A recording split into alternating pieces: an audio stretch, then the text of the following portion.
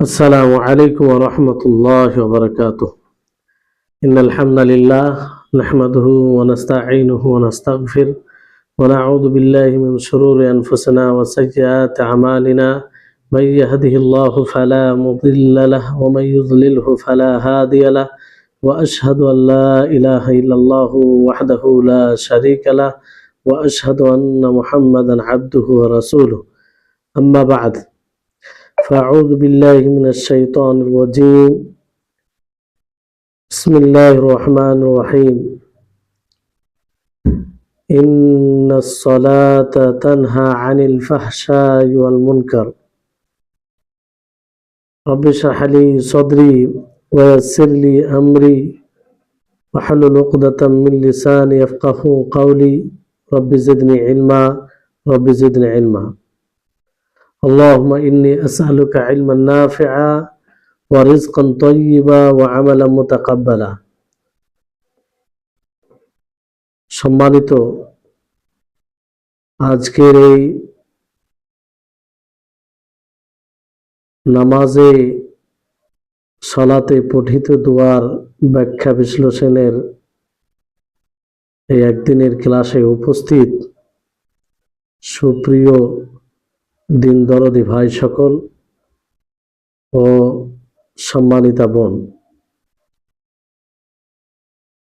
সর্বপ্রথম আমরা সেই মহান সত্তার কৃতজ্ঞতা প্রকাশ করি যিনি আমাদের সকলকে সিয়ামরত অবস্থায় আজকের এই অতীব গুরুত্বপূর্ণ ক্লাসে উপস্থিত হওয়ার, অংশগ্রহণ করার তৌফিক দিয়েছেন, যেটা আল্লাহ তাবারক ওয়া তাআলার বিশেষ দয়া, তার তৌফিক। আজকের ক্লাসের আমাদের বিষয়বস্তু হচ্ছে নামাজে পঠিত দোয়ার সংক্ষিপ্ত ব্যাখ্যা বিশ্লেষণ। এই ক্লাসের প্রয়োজন আমি অনুভব করেছি, তার কারণ যে আমাদের সমাজে যারা এই মুসাল্লি রয়েছে তারা নামাজে যে দোয়াগুলো পাঠ করে অথচ অনবরতভাবে প্রত্যেক সলাতে, প্রত্যেক রাকাতে সেই দোয়াগুলি পাঠ করে, কিন্তু তার অর্থ, তার ভাব অর্থ অনুধাবন করে না। ফলে সে বুঝতেই পারে না যে আল্লাহ তাআলাকে সে তার 2 রাকাতের মাধ্যমে, সে তার 4 রাকাতের মাধ্যমে, কিংবা সে সলাতে যে দোয়াগুলো পড়ল তার মাধ্যমে আল্লাহ তাআলাকে কি বলল। আর যেহেতু দোয়ার অর্থ, ভাব অর্থ মোটেই বুঝে না, ফলে তার মনোযোগ থাকে না, নামাজে মনোযোগী হয় না। নামাজে যে একটি রূহ, আত্মা, জান বলা হয়, খুশু খুজু, মনোযোগী হয়ে নামাজ পড়া, সেটার ঘাটতি থাকে। আর তার মুখ্য কারণ হচ্ছে যে নামাজে যে সব দোয়াগুলো পাঠ করা হয় সেই দোয়াগুলোর অর্থ অনুধাবন করা হয় না। এই জন্যই এই ক্লাসটি প্রয়োজন রয়েছে, যার ফলে এটার ব্যবস্থা করা। এজন্য আল উসুল একাডেমির কর্তৃপক্ষকে, তাদের জন্য দোয়া করব, আল্লাহ যেন তাদেরকে জাযায়ে খায়ের দান করেন, তারা এই ব্যবস্থা করেছে। আল্লাহ তাআলা এটাকে কবুল করুন এবং এই দার্সটিকে, এই আলোচনাটিকে সমগ্র মানুষের জন্য উপকারী, লাভদায়ক হিসেবে আল্লাহ তাআলা গ্রহণ করুন। আল্লাহর কাছে এটার আশাবাদী আমরা। দেখুন, নামাজ সবাই পড়লেও সবাই নেকিতে বরাবর হয় না। হাদিস অনুযায়ী কেউ নামাজ পড়ে 8 ভাগের 1 ভাগ নেকি পায়, কেউ আবার 7 ভাগের 1 ভাগ পায়, কেউ আবার 6/1 পায়, কেউ আবার 5/1 পায়, কেউ আবার 4/1, কেউ আবার 3/1, কেউ আবার অর্ধেক, কেউ আবার পুরোপুরি নেকি পায়। এই যে নেকিতে তারতম্য, সওয়াবে তারতম্য, কিসের ভিত্তিতে? এটা একমাত্র নামাজে খুশু খুজুর ভিত্তিতে। নামাজে খুশু খুশু, যে যতটা মনোযোগী হয়ে, যে যতটা নামাজকে নবী সাল্লাল্লাহু আলাইহি সাল্লামের সুন্নাহ এবং তার পদ্ধতি অনুযায়ী নামাজ পড়বে, ততটাই সে সওয়াবের অধিকারী, হকদার হবে। কিন্তু পূর্বেই বলা হলো যে নামাজে যেগুলো দোয়া অনবরতভাবে পড়া যায় নিয়মিতভাবে, সেগুলোর ভাব অর্থ সিংহভাগ মানুষ জানে না। তার কারণ হচ্ছে, একটা আরবি ভাষা নয়, দ্বিতীয় কারণ হচ্ছে যে গুরুত্ব নয়। অথচ এইসব অর্থগুলো জানা একদম অসম্ভব তা নয়, সম্ভব। কারণ সেই একই দোয়া তো আমরা বারবার পড়ি।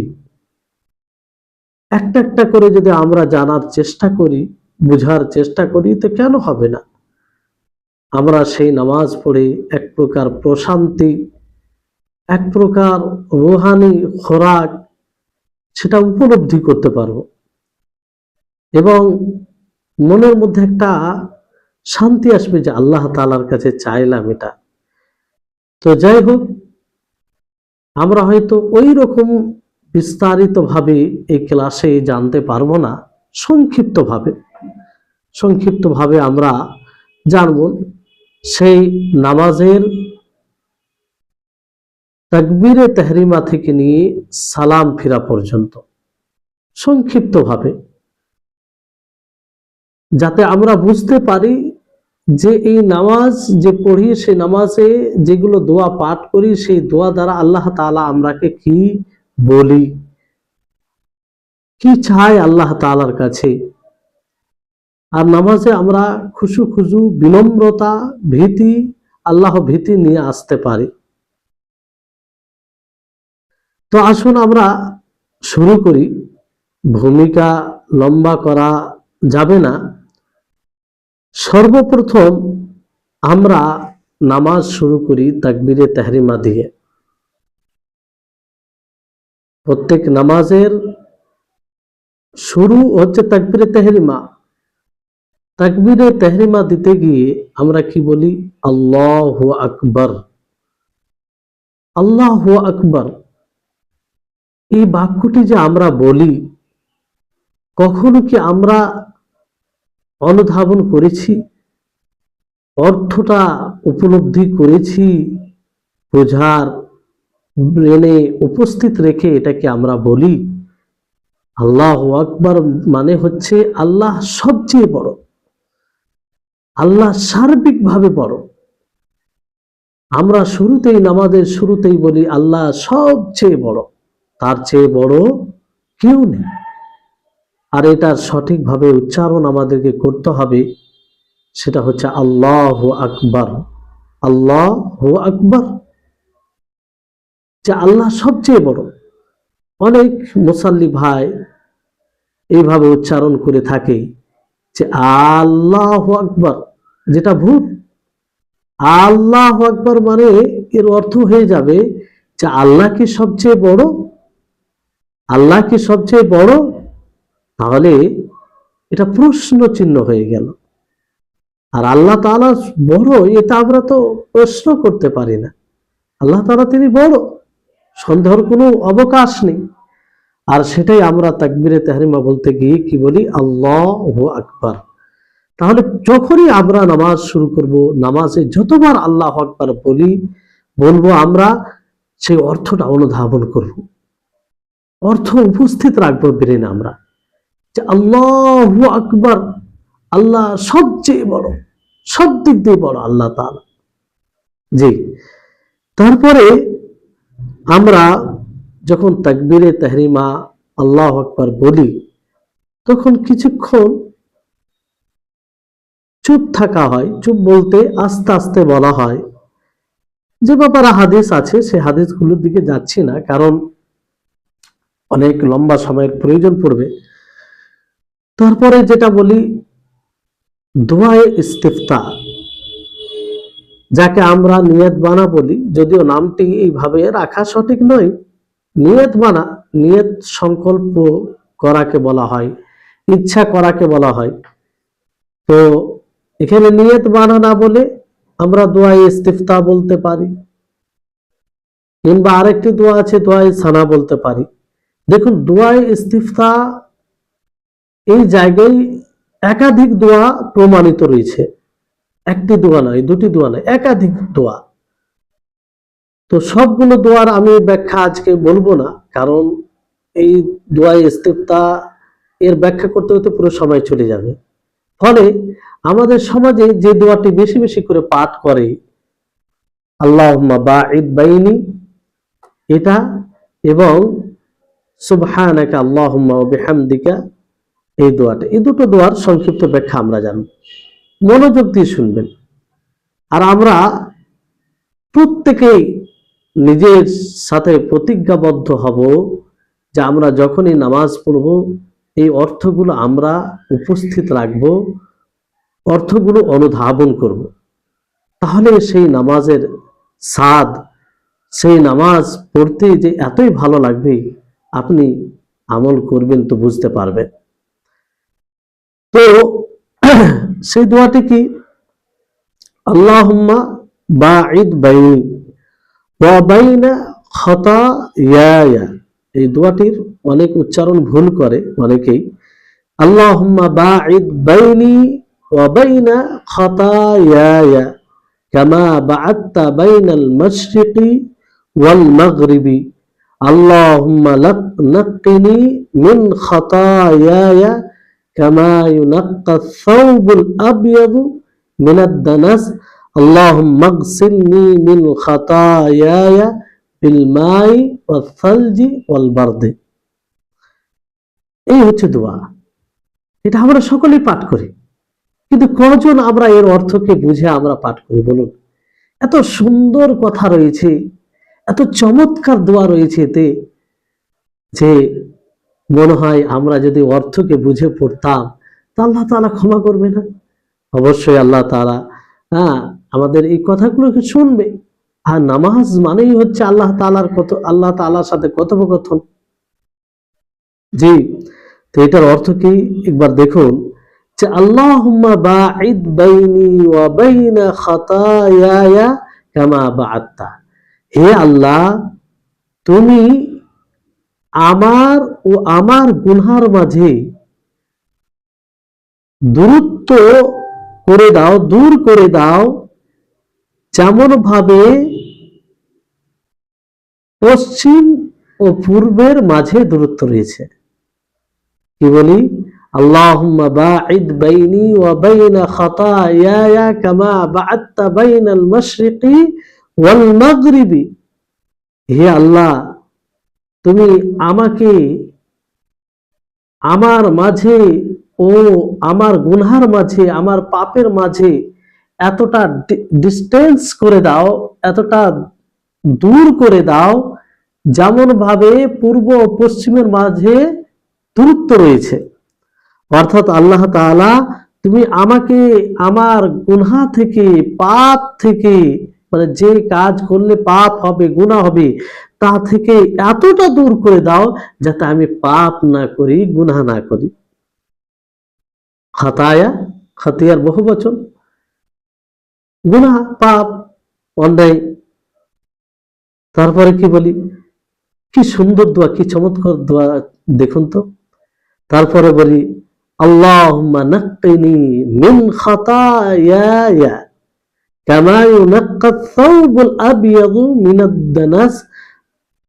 যে হে আল্লাহ, তুমি আমাকে পরিষ্কার পরিচ্ছন্ন করে দাও আমার গুনাহ থেকে, আমার পাপ থেকে। মিন খাতায়ায়া, আমার গুনাহ থেকে, আমার পাপ থেকে। কেমন ভাবে? কামা ইউনাক্কাস সাওবুল আবয়াদু মিনাদ দানাস, যেমন ভাবে সাদা ধবধবে কাপড়কে ময়লা থেকে পরিষ্কার পরিচ্ছন্ন করা হয়।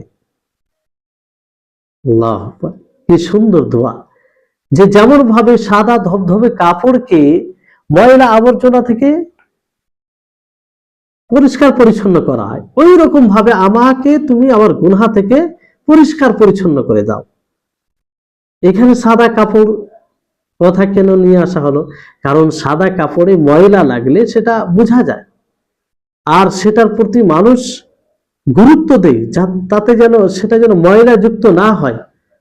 কারণ মানুষ বুঝতে পারবে তাকে অস্বস্তিকর লাগবে, ভালো লাগবে না, ফলে এটাকে পরিষ্কার করতে বেশি আগ্রহী হয়, দ্রুত সেটাকে পরিষ্কার করে। আর তার বিপক্ষে যদি কালো কাপড় পোশাক পরে, তো এক সপ্তাহ চলে যায়, কালো কাপড় কি ময়লা হয় না? হয়, কিন্তু সেটা বোঝা যায় না।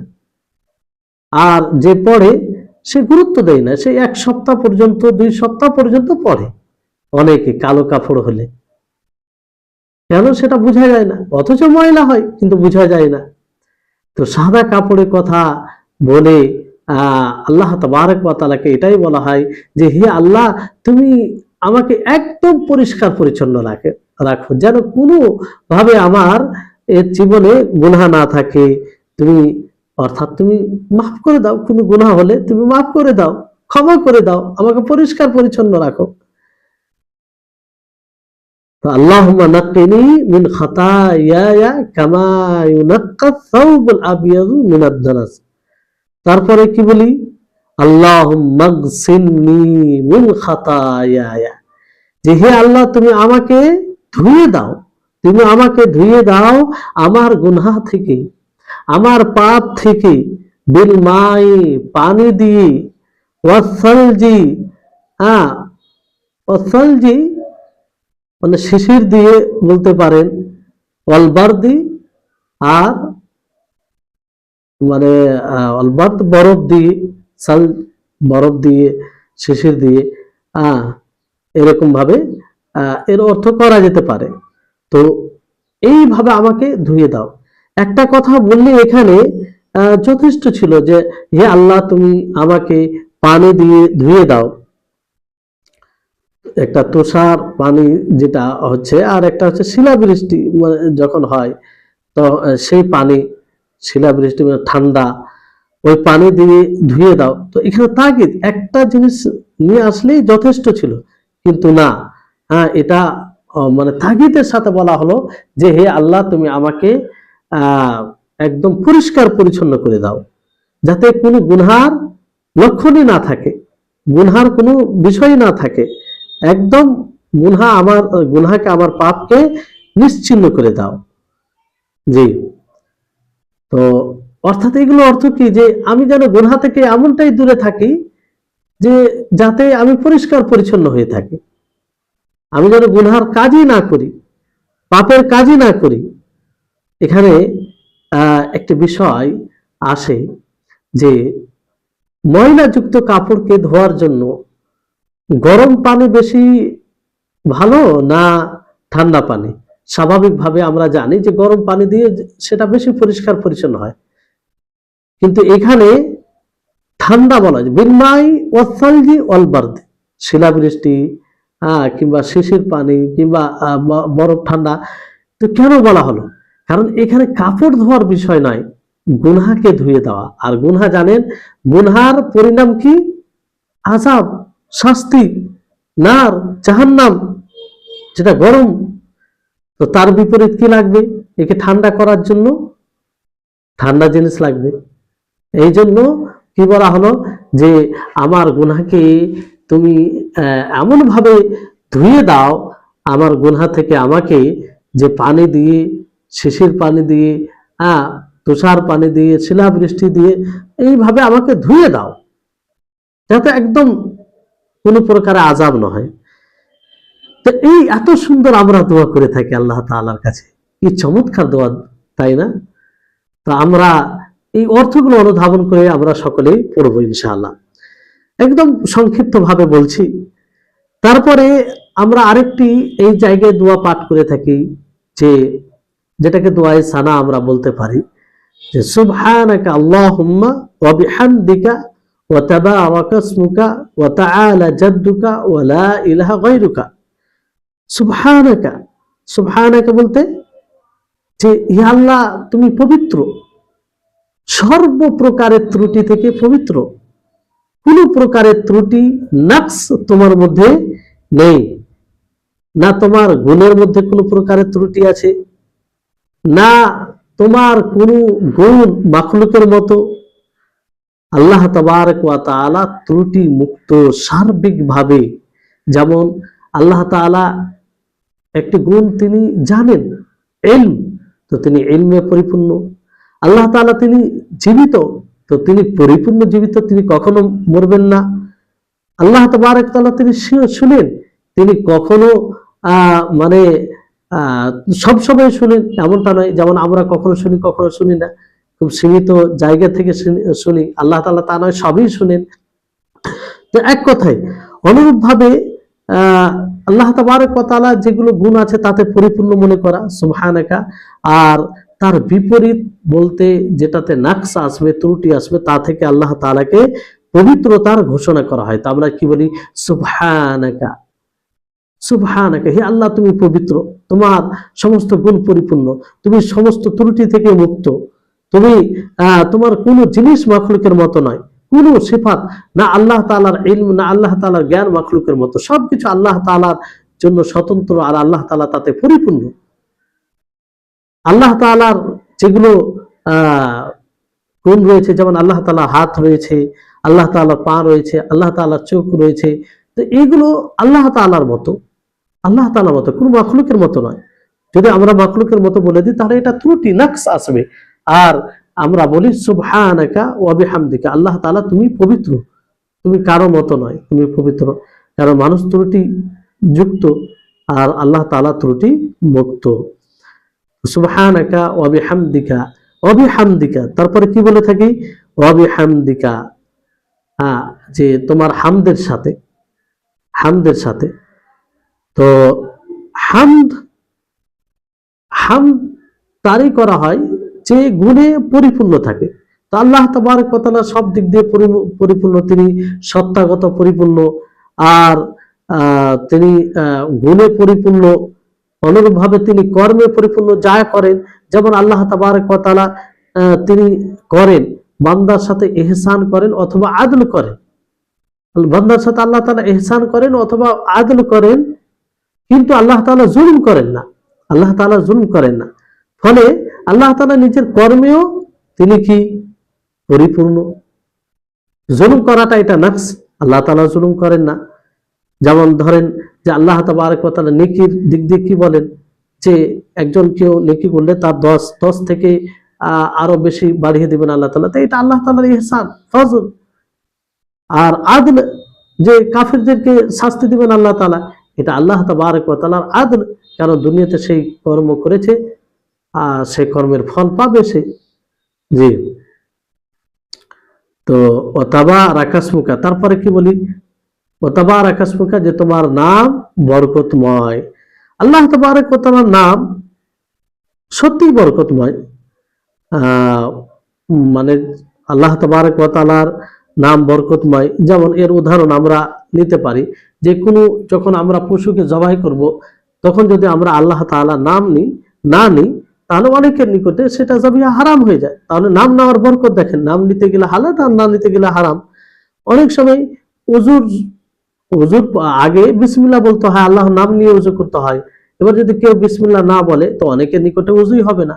কিন্তু অনেকের নিকটে মুস্তাহাব, না বললে তো একটা মুস্তাহাব আমল ছুটে গেল। অনুরূপ ভাবে আপনি খাবার খেতে যাবেন, তো খাবার খেতে গিয়ে যদি বিসমিল্লাহ না বলেন, তাহলে শয়তান আপনার সাথে খায়। আর যদি বিসমিল্লাহ বলেন, তো শয়তান আপনার কাছ থেকে দূরে সরে যায়। তাহলে আল্লাহ তাবারক ওয়া তাআলা নামের বরকতের প্রভাব দেখুন, আল্লাহ তাআলা নামের বরকতের প্রভাব দেখুন। তারপরে কি বলে থাকি? ওয়া তাআলা জাদ্দুকা, যে তোমার মর্যাদা, তোমার সম্মান সুউচ্চ। জাত মানে মর্যাদা, আজমত। তো আল্লাহ তাবারক ওয়া তাআলার আজমত, মর্যাদা সব থেকে উঁচু, যার বরাবর কেউ নেই, কোনো মাখলুকের মর্যাদা নেই, কোনো মাখলুকের মর্যাদা নেই। ওয়া তাআলা জাদ্দুকা ওয়া লা ইলাহা গায়রুকা, আর তুমি ছাড়া সত্য কোনো মাবুদ নেই। এটা মূলত লা ইলাহা ইল্লাল্লাহ। লা ইলাহা ইল্লাল্লাহ এটার অর্থ যে তুমি ছাড়া সত্য কোনো মাবুদ নেই। তাহলে এই ছোট্ট একটি দোয়ায়ে সানাতে আমরা কত ভাবে আল্লাহ তাবারক ওয়া তাআলার প্রশংসা করে থাকি, যে বলি সুবহানাকা আল্লাহুম্মা ওয়া বিহামদিকা, যে হে আল্লাহ তুমি সুবহানাকা, তুমি পবিত্র, সমস্ত কিছু যার ব্যাখ্যা সংক্ষিপ্ত ভাবে আপনাদেরকে বললাম যে তুমি পবিত্র, ওয়া বিহামদিকা, আর তোমার প্রশংসার সাথে, আর প্রশংসা তারই করা হয় যে যে সবকিছুতে পরিপূর্ণ হয়, এবং প্রশংসা হামদ তার করা হয় যাকে ভালোবাসার সাথে করা হয়।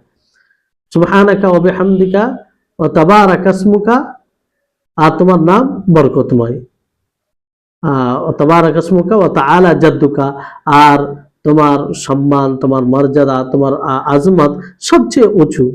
ওয়ালা ইলাহা গায়রুকা, আর তুমি ছাড়া সত্য কোনো মাবুদ নেই। তো এই অর্থগুলো আমরা ব্রেনে উপস্থিত রাখবো, আর সেই অর্থগুলোকে অনুধাবন করে আমরা নামাজে পড়ব। জি, তারপর আমরা পড়ে থাকি যে এটার পরে দেখুন আরো রয়েছে, আরো এই জায়গায় অন্যান্য দোয়া পাঠ করা হয়, তবে সবগুলো একসাথে পাঠ করা হয় না, কখনো এটা কখনো এটা আল্লাহ নবী পড়তেন। তো ওই সবগুলো ব্যাখ্যা করতে গেলে বললাম যে ওই পুরো ক্লাসটাই তার মধ্যে চলে যাবে। তো সাধারণত আমাদের সমাজে যে দোয়া দুটি বেশি বেশি করে পাঠ করে, তারই বললাম যাতে এগুলো আমরা বুঝে নামাজে পাঠ করতে পারি। জি, এবার বিষয়টি হচ্ছে যে এই দোয়া ইস্তেফতার মধ্যে অনেকগুলো যে দোয়া রয়েছে, তো সবগুলোকে একসাথে পাঠ করতে হবে না, কোনো একটা পড়লেই হয়ে যাবে? যে কোনো একটা পড়লেই হয়ে যাবে, আর সবগুলো একসাথে পড়া ঠিক নয়, বরং একটাই পড়তে হবে। তবে এই ক্ষেত্রে উত্তম হবে যে কখনো এটা সবগুলোর উপরে আমল করতে হবে। এতে লাভ কি? এতে অনেক অনেক লাভ রয়েছে। যেমন একটা লাভ হয়েছে যে নবী সাল্লাল্লাহু আলাইহি সাল্লামের অনুসরণ করা হয়, যে আল্লাহ নবী যেমন কখনো এটা পড়তেন কখনো এটা পড়তেন, তা আপনিও করছেন, তো নবী সাল্লাল্লাহু আলাইহি সাল্লামের অনুসরণ হলো।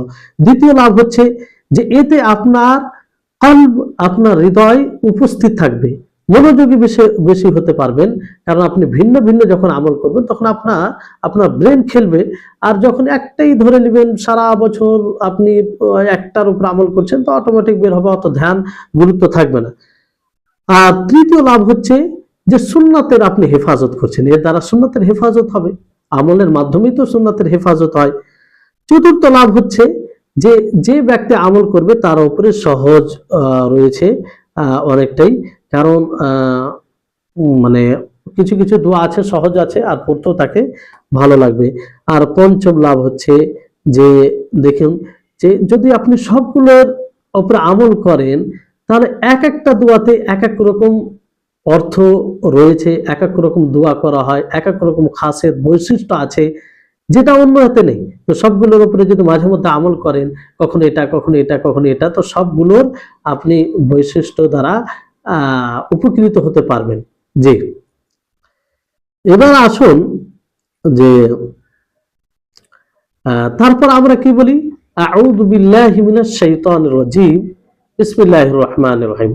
দেখুন, এটা আসলে নামাজে পড়তে হবে তা নয়, কেরাত যখনই আপনি করবেন, কোরআন তেলাওয়াত করবেন, তখনই আপনাকে শয়তান থেকে আল্লাহর আশ্রয় চাইতে হবে। এটা কোরআনের আদেশ, কোরআনে রয়েছে। আল্লাহ তাবারক ওয়া তাআলা বলেন যে ফাইদা ক্বারাতাল কুরআন ফাস্তাঈদ বিল্লাহ, যখন তুমি কোরআন পাঠ করবে তখন আল্লাহ তাআলার আশ্রয় চাইবে। তো আল্লাহ তাআলার আশ্রয় চাইবে কি থেকে? সেই বিতাড়িত শয়তান থেকে, মিনাশ শাইতানির রাজিম। ফলে যেহেতু আগে সূরাতুল ফাতিহা পাঠ করতে হবে, সূরাতুল ফাতিহা কোরআন, ফলে আমাদেরকে আউযু বিল্লাহি মিনাশ শাইতানির রাজিম পড়তে হবে। তো আউযু বিল্লাহি মিনাশ শাইতানির রাজিম এটা আপনি পড়বেন কি করে? এটা পড়বেন তো এর অর্থটা কি অবশ্যই মনে রাখা দরকার, যে এর অর্থটা কি, অর্থ অনুধাবন করা দরকার, তাহলে আপনি বুঝতে পারবেন যে আউযু বিল্লাহি মিনাশ শাইতানির রাজিম, যে এর অর্থ হচ্ছে আউযু বিল্লাহি, আমি আল্লাহ তাআলার আশ্রয় চাইছি, মিনাশ শাইতানির রাজিম, বিতাড়িত শয়তান থেকে, বিতাড়িত শয়তান থেকে। দেখো শয়তান, এখানে শয়তান, সেই শয়তানও এর অন্তর্ভুক্ত, যার থেকে মানে আশ্রয় চাওয়া হয়, যাকে সাজদা করতে বলা হয়েছিল সে অস্বীকার করেছিল। সাজদা করেনি আদম আলাইহিস সালামকে, আল্লাহ তাআলার হুকুম হওয়া সত্ত্বেও সে শয়তান। এবং শয়তানের যে তার প্রজন্ম রয়েছে, তার যে সহযোগী রয়েছে, তারাও এর অন্তর্ভুক্ত। শয়তান একে এই জন্য বলা হয় কারণ সাতানা থেকে এটা শয়তান এসেছে। সাতানা মানে দূর হওয়া, কারণ শয়তান আল্লাহর রহমত থেকে একদম দূর হয়ে গেছে, তাকে তার উপরে মানে একদম বিতাড়িত করা হয়েছে, সে আল্লাহর রহমত থেকে বঞ্চিত, সে আল্লাহর তার উপরে আল্লাহর গজব হয়েছে, ফলে শয়তান সে। তো সেই শয়তান থেকে আমাদের আশ্রয় চাইতে হবে। তো আউযু বিল্লাহ। এখানে একটা বিষয় মনে রাখবেন যে এখান থেকে একটা বিষয় যেটা ফুটে আসে যে শয়তান এতটা শক্তিশালী যে আপনি তার ষড়যন্ত্রের কবল থেকে বাঁচতে পারবেন না আল্লাহ তাআলার সহযোগিতা ছাড়া। এই জন্য কোরআন পড়তে গেলে আগে কি বলতে হয়? আউযু বিল্লাহি মিনাশ শাইতানির রাজিম, যে হে আল্লাহ, আউযু বিল্লাহি, আমি আল্লাহর আশ্রয় চাইছি, মিনাশ শাইতানির রাজিম, বিতাড়িত শয়তান থেকে, বিতাড়িত শয়তান থেকে। কারণ শয়তান খুব শক্তিশালী, আল্লাহ তাআলা তাকে ওই পাওয়ার দিয়েছে। কিন্তু সৎ বান্দাদের আল্লাহ তাআলা তার বান্দাদেরকে কিছু কৌশল দিয়েছে, কিছু পদ্ধতি দিয়েছেন, যেগুলো অবলম্বন করলে, তার কাছে সহযোগিতা চাইলে, আল্লাহর কাছে সহযোগিতা চাইলে তাদেরকে শয়তান পথভ্রষ্ট করতে পারবে না। তো এই আউযু বিল্লাহি মিনাশ শাইতানির রাজিম বলে এটা আমরা আল্লাহ তাআলাকে বলি। তারপরে আমরা কি বলি? বিসমিল্লাহির রহমানির রহিম। কি বলি? বিসমিল্লাহির রহমানির রহিম। এর অর্থ কি আমরা সকলেই জানি কম বেশি, কিন্তু প্রয়োজন রয়েছে অর্থ অনুধাবন করা, অর্থকে মানে উপস্থিত রাখা ব্রেনে। যখন আমি আপনি পড়ব সেটা যেন উপস্থিত রাখি, তাহলে মানে এটা ফলপ্রসূ হবে, মনোযোগ থাকবে, আপনার খুশু আসবে, ভয় ভীতি আসবে নামাজে। আপনি নামাজে ভাবতে পারবেন যে আল্লাহ তাআলাকে আপনি দেখছেন, জি, তখন আপনার এটা, আপনার জন্য এটা সহজ হবে। আর যদি এগুলো না বুঝেন, অনুধাবন না করেন, তো এটা সহজ হবে না।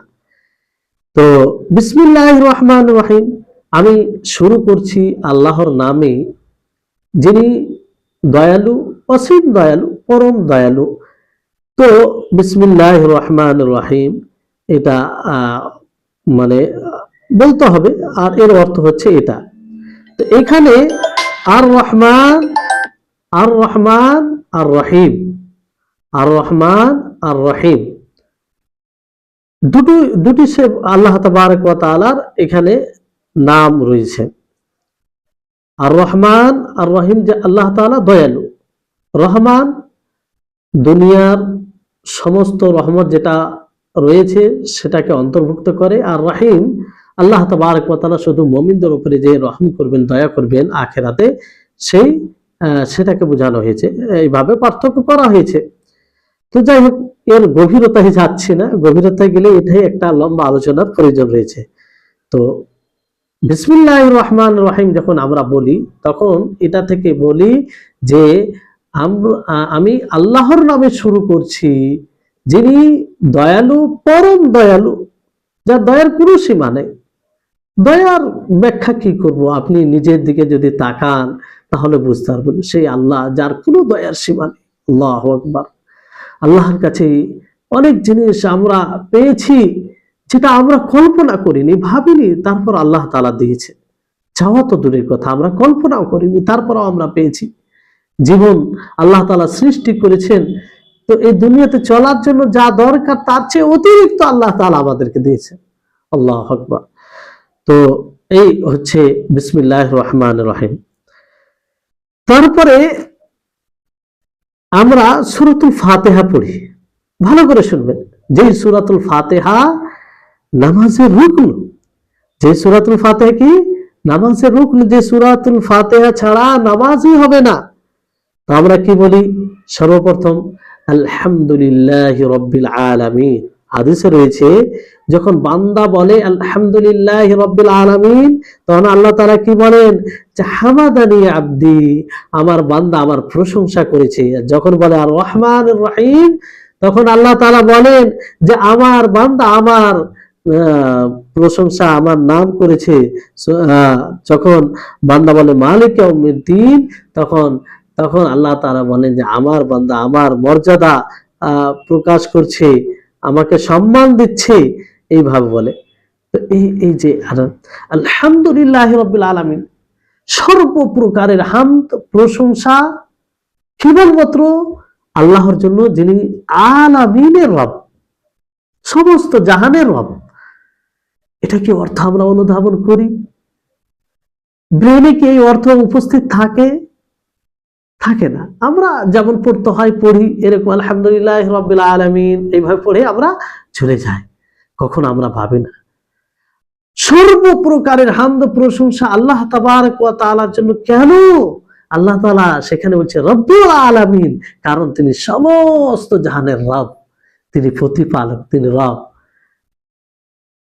এখানে হামদ মানে আল্লাহ তাবারক ওয়া তাআলার যে একটা মানে প্রশংসা করা হচ্ছে। হামদের মধ্যে একটি বিশেষত্ব রয়েছে যে আল্লাহ তাআলাকে ভালোবেসে তার প্রশংসা করা, আল্লাহ তাআলার তার তাজিমের সাথে প্রশংসা করা, তার মর্যাদার সাথে প্রশংসা করা।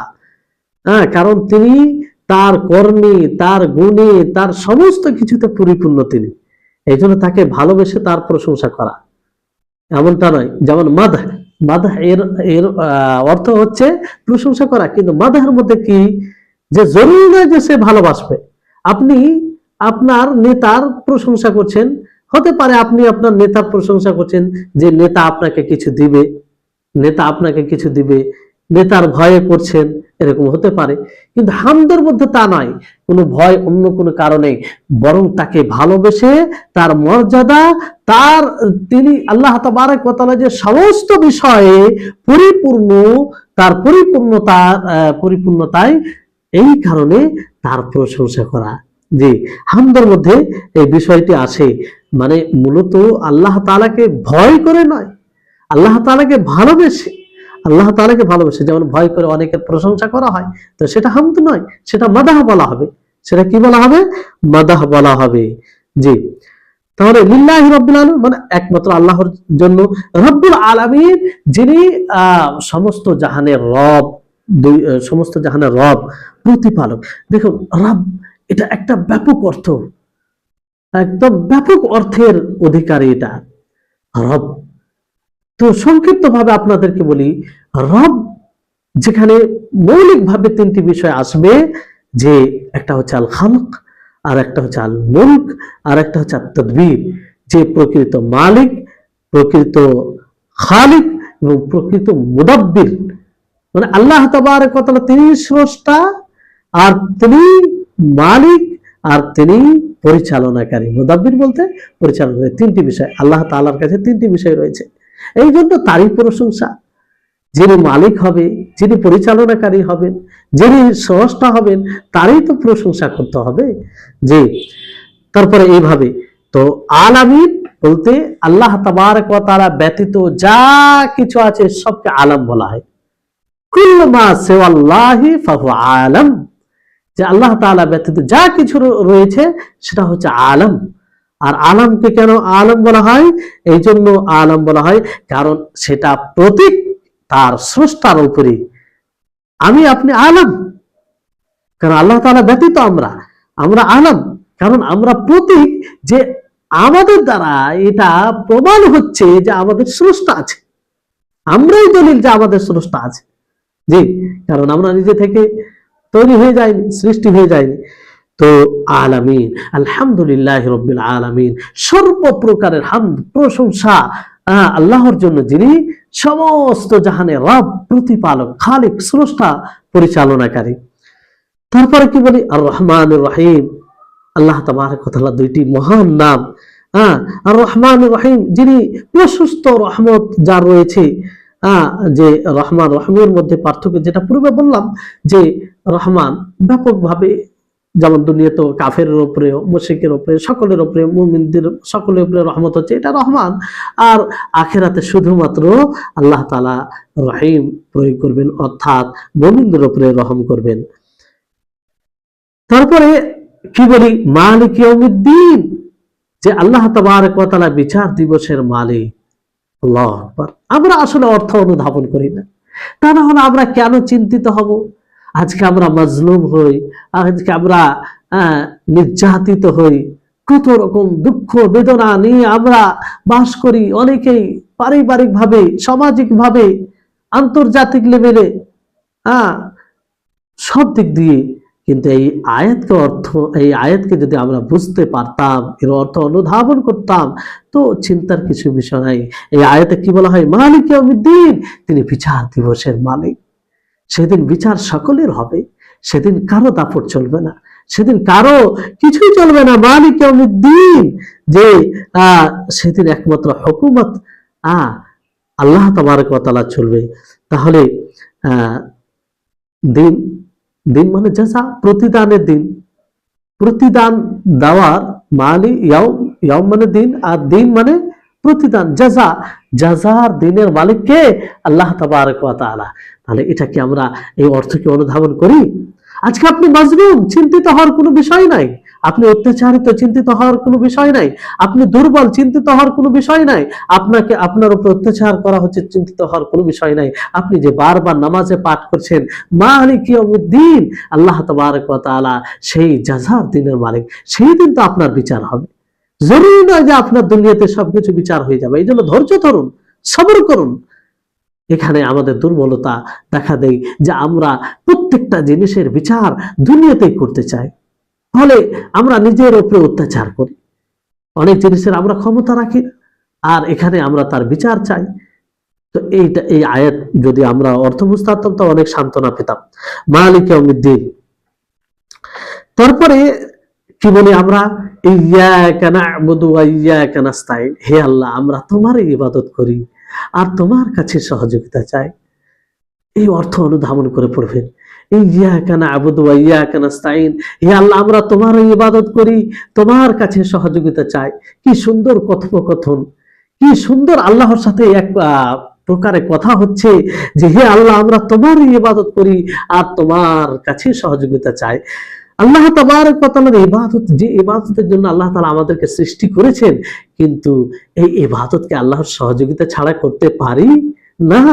এই জন্য আমরা সহযোগিতা চাই। এই অর্থ অনুধাবন করতে হবে যে আল্লাহ তোমারই ইবাদত করতে হবে, কিন্তু তোমার সহযোগিতা ছাড়া সম্ভব নয়, তোমার সহযোগিতা ছাড়া সম্ভব নয়। এই জন্য নবী করিম মুহাম্মদ সাল্লাল্লাহু আলাইহি সাল্লাম মুআদ বিন জাবাল রাদিয়াল্লাহু তাআলা আনহুকে কি বলেছিলেন? যে হে মুআদ, তুমি ফরজ নামাজের পরে এই দোয়াটি পড়তে ভুলবে না। রব্বি আইন্নি আলা যিকরিকা ওয়া শুকরিকা ওয়া হুসনি ইবাদাতিকা, যে হে আমার প্রতিপালক, তুমি আমার সহযোগিতা করো, আলা যিকরিকা, তোমাকে স্মরণ করা প্রতি, ওয়া শুকরিকা, তোমার শুকরিয়া, তোমার কৃতজ্ঞতা প্রকাশ করা প্রতি, ওয়া হুসনি ইবাদাতিকা, আর যাতে তোমার ভালো ইবাদত করতে পারি, সুন্দরভাবে ইবাদত করতে পারি। তো এটাই বলা হয়, কিন্তু আমরা এই অর্থ অনুধাবন করি না। তো মালিক ইয়্যাকা না'বুদু ওয়া ইয়্যাকা নাস্তাঈন, তো এটা আল্লাহ তাবারক ওয়া তাআলার সহযোগিতা ছাড়া সম্ভব নয়। দেখুন যে ইবাদত কি, এটা আমাদেরকে জানতে হবে।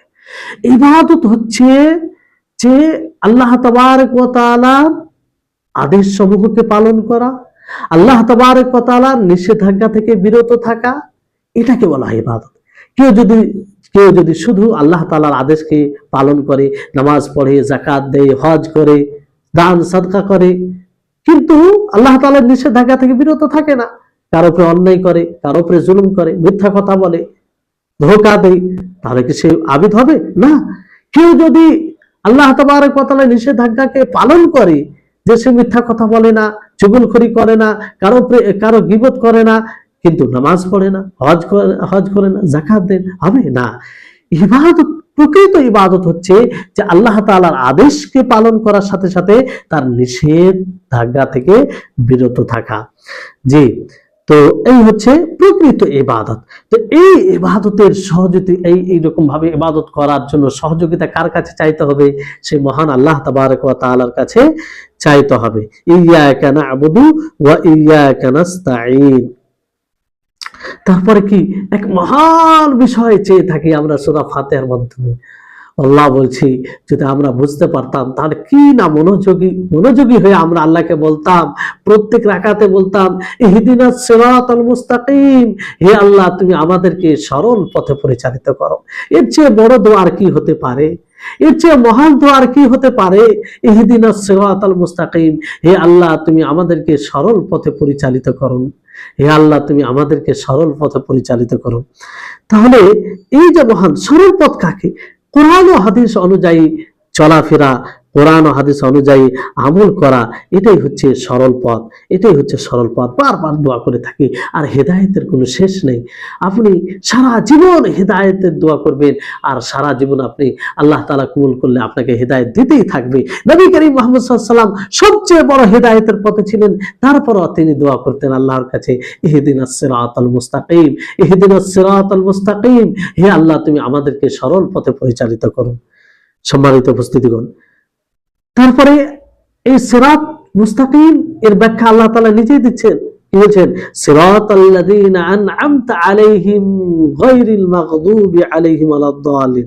সিরাতাল্লাযীনা আন'আমতা আলাইহিম, তাদের পথ যাদেরকে তুমি ইনআম করেছো, যাদেরকে তুমি পুরস্কৃত করেছো, যাদেরকে তুমি সম্মানিত করেছো। অর্থাৎ নবীদের পথ, সালেহিনদের পথ, সত্যবাদীদের পথ, শুহাদাদের পথ। যেমন আল্লাহ তাবারক ওয়া তাআলা সূরা নিসার 69 নম্বর আয়াতে বলেন যে আমান ইউতিল্লাহ ওয়া রাসূলা ফাউলাইকা মাআল্লাযীনা আন'আমা আল্লাহু আলাইহিম মিনান নাবিয়্যিনা ওয়াস সিদ্দিকিনা ওয়াশ শুহাদাই ওয়াস সালিহিন ওয়া হাসুনা উলাইকা রাফিকা। জি, তাহলে সেই পথ। তারপরে গায়রিল মাগদুবি আলাইহিম ওয়ালাদ-দাল্লিন, তাদের পথ নয় যাদের উপরে আল্লাহ তাআলার গজব হয়েছে, যাদের উপরে আল্লাহ তাআলার গজব রয়েছে। এখানে মাগদুবি আলাইহিম বলতে ইহুদ, তাদের বৈশিষ্ট্য হচ্ছে যে তারা হককে জানার পরে আমল করে না। হক জানে তারা, ইহুদ সবথেকে নিকৃষ্ট জাতি, পথভ্রষ্ট জাতি, ইসলামের দুশমন, নবীর দুশমন, আল্লাহ তাবারক ওয়া তাআলার দুশমন। ইহুদ তাদের পথ নয়, কারণ তারা হককে জেনে আমল করে না। তো আমরাও যেন এটা না করি। দোয়া করা হয় যে আল্লাহ তাআলা তাদের মতো যেন আমরা না হয়ে যাই, যে হককে জানার পরে আমল করব না, এরকম যেন না হয়। তারপর ওয়ালাদ-দাল্লিন এর মাধ্যমে যে যারা মানে নাসারা, অর্থাৎ নাসারাদের বৈশিষ্ট্য কি ছিল? খ্রিস্টান, তাদের বৈশিষ্ট্য হচ্ছে যে তারা না জেনে আমল করত, না জেনে অজান্তে আমল করতো, তারা জ্ঞান অর্জন না করে। তারা ওরকমটাও যেন আল্লাহ তাআলা আমাদেরকে না করে। কি সুন্দর আমরা আল্লাহ তাআলার কাছে দোয়া করি, তাই না? আর অর্থ অনুধাবন করি না। ফলে দেখবেন একজন মুসাল্লি অনেক বিষয় না জেনে আমল করে, তাকে বলা হয় হক কথা, তারপরও মানে না, অথচ সে নামাজ পড়ে, অথচ আল্লাহর কাছে দোয়া করে যে আমি যেন নাসারাদের মতো না হয়, যে না জেনে আমল করব। কেন? এই মানে তার ব্যক্তিগত জীবনে প্রভাব পড়ে না, অর্থ অনুধাবন করে না, এই জন্য। অনুরূপ ভাবে কিছু লোক আছে যে জেনেও হককে প্রত্যাখ্যান করে, গ্রহণ করে না সেটাকে, অথচ সে প্রত্যেক নামাজে, প্রত্যেক রাকাতে দোয়া করে থাকে তুমি ইহুদিদের মতো বানায় না, যে যারা জেনেও আমল করতো না, অথচ মানে সে ওই রকমই আমল করে ইহুদিদের মতো। কেন? সে অর্থ অনুধাবন করে না, সেই জন্য তার হৃদয় থেকে এই দোয়াগুলো বের হয় না, এই কথাগুলো বের হয় না, এই জন্য আল্লাহ তাবারক ওয়া তাআলা কবুল করে না। তাহলে এইভাবে আমরা সূরা ফাতিহা, এবার তারপরে কি বলি?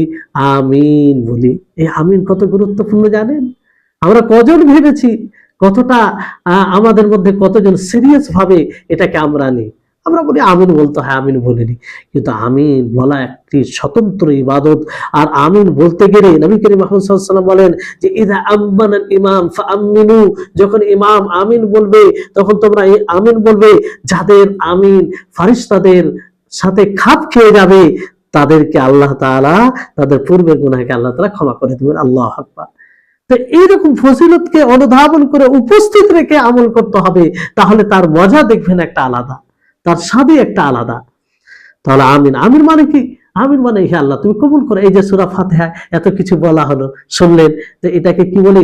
আমিন। হে আল্লাহ তুমি কবুল করো, তুমি গ্রহণ করো, তুমি আমাদেরকে সরল পথ দাও, তুমি আমাদের সেই পথে পরিচালিত করো যাদেরকে তুমি নাম করেছো, তুমি ইহুদ ও নাসারাদের পথ থেকে তুমি আমাদেরকে বাঁচাও। জি, এত সুন্দর দোয়া করে থাকে। কখনো ভেবেছেন যে এত সুন্দর আমরা আল্লাহর কাছে দোয়া করে থাকি, এত চমৎকার কথা বলে থাকি, এত চমৎকার জিনিস চেয়ে থাকি আল্লাহর কাছে? না, ভাবিনি। এই জন্য নামাজে ওই রকম মানে যে একটা অ্যাক্টিভিটি থাকা দরকার থাকে না, কারণ আমরা বুঝি না নামাজে কি বললাম। জি, তো তারপরে আমরা কি বলি যে রুকু, এবার আসে রুকু। খুব সংক্ষিপ্ত ভাবে আপনাদেরকে বলে যাচ্ছি। রুকুতে দেখুন একাধিক দোয়া রয়েছে। তো রুকুতে আল্লাহু আকবার বলে কিন্তু রুকু যাব, সেই অর্থ অনুধাবন করে আমরা বলবো আল্লাহু আকবার, যে আল্লাহ সবচেয়ে বড়, আল্লাহ সবচেয়ে বড়, সার্বিকভাবে বড়, আল্লাহর সমতুল্য কেউ নেই, আল্লাহ সবচেয়ে বড়। তারপরে রুকুতে সুবহানা রাব্বিয়াল আযীম, সুবহানা রাব্বিয়াল আযীম, ছোট্ট একটি বাক্য, কিন্তু এই বাক্যের মধ্যে ব্যাপক অর্থ নিহিত রয়েছে, ব্যাপক অর্থ। সুবহানা রাব্বিয়াল আযীম, যে এখানে এখানে বলা হয় যে আল্লাহ তাআলা সর্বপ্রকারের ত্রুটি থেকে মুক্ত। আমি ঘোষণা করছি সুবহানা, আল্লাহ তাআলা পবিত্র, মানে তার মধ্যে কোনো প্রকারের ত্রুটি নেই, তার পরিপূর্ণতায় কোনো ত্রুটি নেই, এবং তিনি তিনি মাখলুক, তিনি কোনো বিষয়ে মাখলুকের মতো নয়, তিনি এক স্বতন্ত্র সত্তা, যার মতো কেউ নেই। তো যেমন আল্লাহ তাবারক ওয়া তাআলার মধ্যে কোনো প্রকার ত্রুটি নেই, যেমন আল্লাহ তাআলার মধ্যে অজ্ঞতা নেই, আল্লাহ তাআলার মধ্যে অলসতা নেই, অক্ষমতা নেই, আল্লাহ তাআলার মধ্যে দুর্বলতা নেই, আল্লাহ তাআলার মধ্যে মৃত্যু নেই, আল্লাহ তাআলার মধ্যে নিদ, ঘুম নেই। এগুলো এগুলো যতগুলো এগুলো দুর্বল বিষয় রয়েছে, সবগুলো থেকে আল্লাহ তাআলাকে পবিত্র ঘোষণা করা। তারপরে যেমন তার পরিপূর্ণতায় ঘাটতি হবে এরকম জিনিস নেই, যেমন আল্লাহ তাআলা ক্লান্ত হয় না, ক্লান্ত হয় না। যেমন আমরাও কিছু বানাই, আল্লাহ তাআলা সৃষ্টি করেন, আল্লাহ তাআলা সৃষ্টি করেন, তিনি ক্লান্ত হয় না। কিন্তু আমরা কিছু যদি বানাই, একটা দরজা বানাই, দুটো দরজা বানাই, তিনটি দরজা, ক্লান্ত হয়ে যায়, অনেক সময় আমরা হেরে যাই, কিন্তু আল্লাহ তাআলা ক্লান্ত হয় না। তো পরিপূর্ণতায় যেগুলো ব্যাঘাত ঘটায় সেগুলো থেকে আল্লাহ তাআলা পবিত্র। তারপরে আল্লাহ তাআলা মাখলুকের মতো নয়, সুবহানাহু, তার তিনটি জিনিস বলা হয়, বুঝতে পারছেন যে আল্লাহ তাআলা মাখলুকের মতো নয়। এক, তিনার মধ্যে দুর্বল কোনো বিষয় নাই, যেমন অজ্ঞতা, অক্ষমতা, দুর্বলতা এরকম কিছু বিষয় নাই। দ্বিতীয় হচ্ছে যে পরিপূর্ণতায় ব্যাঘাত ঘটায় এরকম জিনিস নেই, যেমন আল্লাহ তাআলা সৃষ্টি করেন তো কখনো ক্লান্ত হন না, যেমন কোরআনে রয়েছে। যেমন মানুষ কিছু করতে গেলে ক্লান্ত হয়, কিন্তু আল্লাহ তাআলা ক্লান্ত হয় না, মাখলুক ক্লান্ত হয়। তৃতীয় হচ্ছে যে আল্লাহ তাআলা কোনো বিষয় মাখলুকের মতো নয়। সুবহানা রাব্বিয়াল আযীম, রাব্বিয়াল আযীম, আমার রব সমস্ত কিছু থেকে, সমস্ত ত্রুটি থেকে, সর্বপ্রকারের ত্রুটি থেকে যেমন ব্যাখ্যা করলো সেই অনুযায়ী তা থেকে তিনি মুক্ত। রাব্বিয়াল আযীম, আমার রব। তারপর তিনি মহান, তিনি মহান, তিনি সবচেয়ে মহান। আল্লাহু আকবার। তিনার এই মহানত্বের ব্যাখ্যা যদি করা যায় পুরো ক্লাস লেগে যাবে, পুরো আরো 2 ঘন্টার ক্লাস করলেও শেষ হবে না।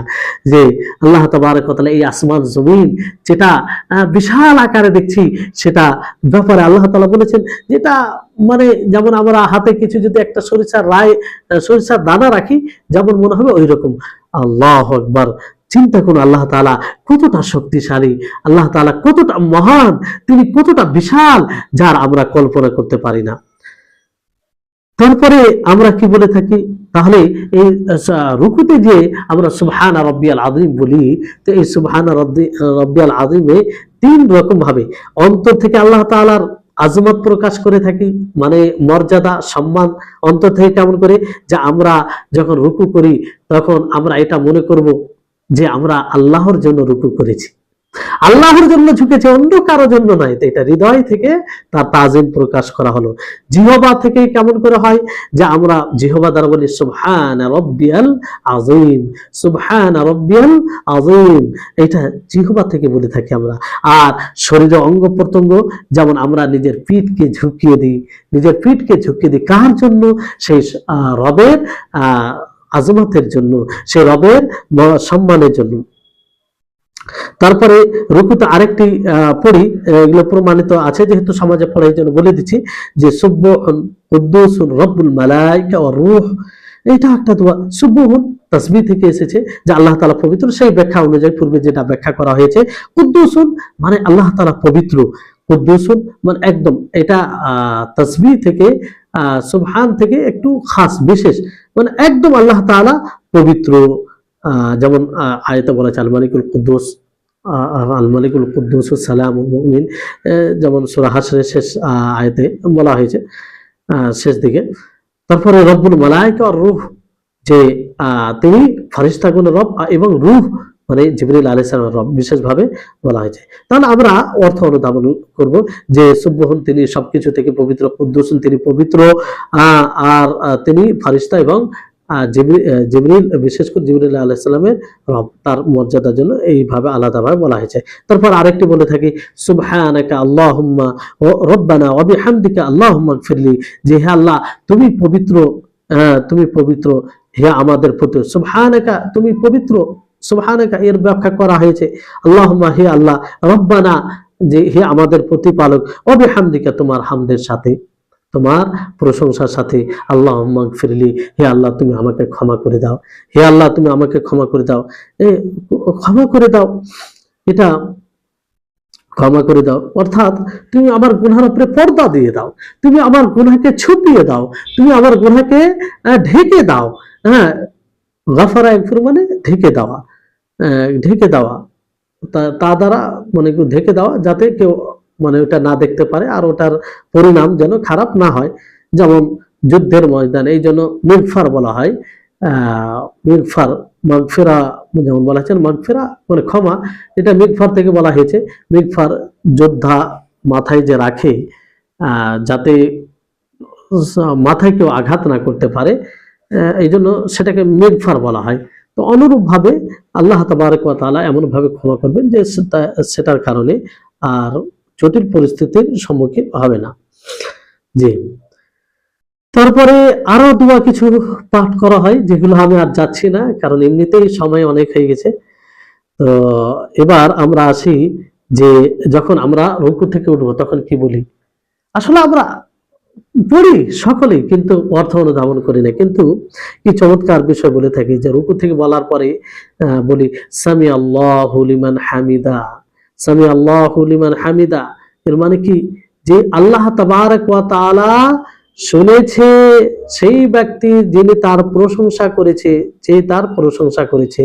তো এখানে শোনার অর্থ কি? শোনার অর্থ এখানে যে হামদ শোনার অর্থ এখানে কবুল করা।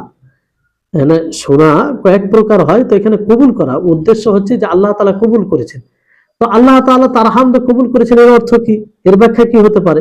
দেখেন, আল্লাহ তাআলা কবুল করেছেন মানে কি, একজন মানুষ যখন হামদ করে, আল্লাহ তাআলা প্রশংসা করে, সওয়াবের আশায় করে, সওয়াব তার আশা থাকে ভিতরে, ভালোবাসার সাথে হামদ করে কিন্তু সওয়াব তার আশা থাকে। তো এটাকে আল্লাহ তাআলা দেবেন, এটাকে আল্লাহ তাআলা পূর্ণ করবেন, এই হিসেবে আল্লাহ তাআলা তার হামদকে, তাহলে আমরা কি বলি সামি আল্লাহু লিমান হামিদা, যে এর অর্থ হচ্ছে যে আল্লাহ তাআলা ওই ব্যক্তির হামদ প্রশংসা শুনেছে, অর্থাৎ কবুল করেছে, যে তার প্রশংসা করেছে। বুঝতে পারছেন? তারপরে কি বলা হয় রব্বানা ওয়ালাকাল হামদ, হে আমাদের প্রতিপালক, ওয়ালাকাল হামদ তোমার জন্য প্রশংসা, ওয়ালাকাল হামদ সর্বপ্রকারের প্রশংসা, ওয়ালাকাল হামদ সর্বপ্রকারের প্রশংসা। মানে মহাব্বতের সাথে, মানে এই হামদ মহাব্বতের সাথে, পরিপূর্ণতার সাথে, তাজিমের সাথে, জি, কারো চাপে পড়ে নয়, এই পূর্ণ মহাব্বত। তো যেরকম আপনাদেরকে পূর্বে বলা হলো মাদাহ এবং হামদের মধ্যে পার্থক্য বলা হয়েছে। জি, তো তাহলে রব্বানা ওয়ালাকাল হামদ, তারপরে এইভাবে বলা যেতে পারে রব্বানা লাকাল হামদ, রব্বানা ওয়ালাকাল হামদ, আল্লাহুম্মা রব্বানা ওয়ালাকাল হামদ, আল্লাহুম্মা রব্বানা লাকাল হামদ। চার রকম ভাবে যে কোনো একটা এতে পড়তে পারেন। তো কখনো এটা কখনো ওটা, এইভাবে আমল করবেন। এর অর্থ হচ্ছে একই, যে আল্লাহুম্মা হে আল্লাহ, রব্বানা হে আমাদের প্রতিপালক, হে আল্লাহ তুমি আমাদের প্রতিপালক, লাকাল হামদ ওয়ালাকাল হামদ যে তোমার জন্য সর্বপ্রকারের প্রশংসা হামদ, প্রশংসা হামদ।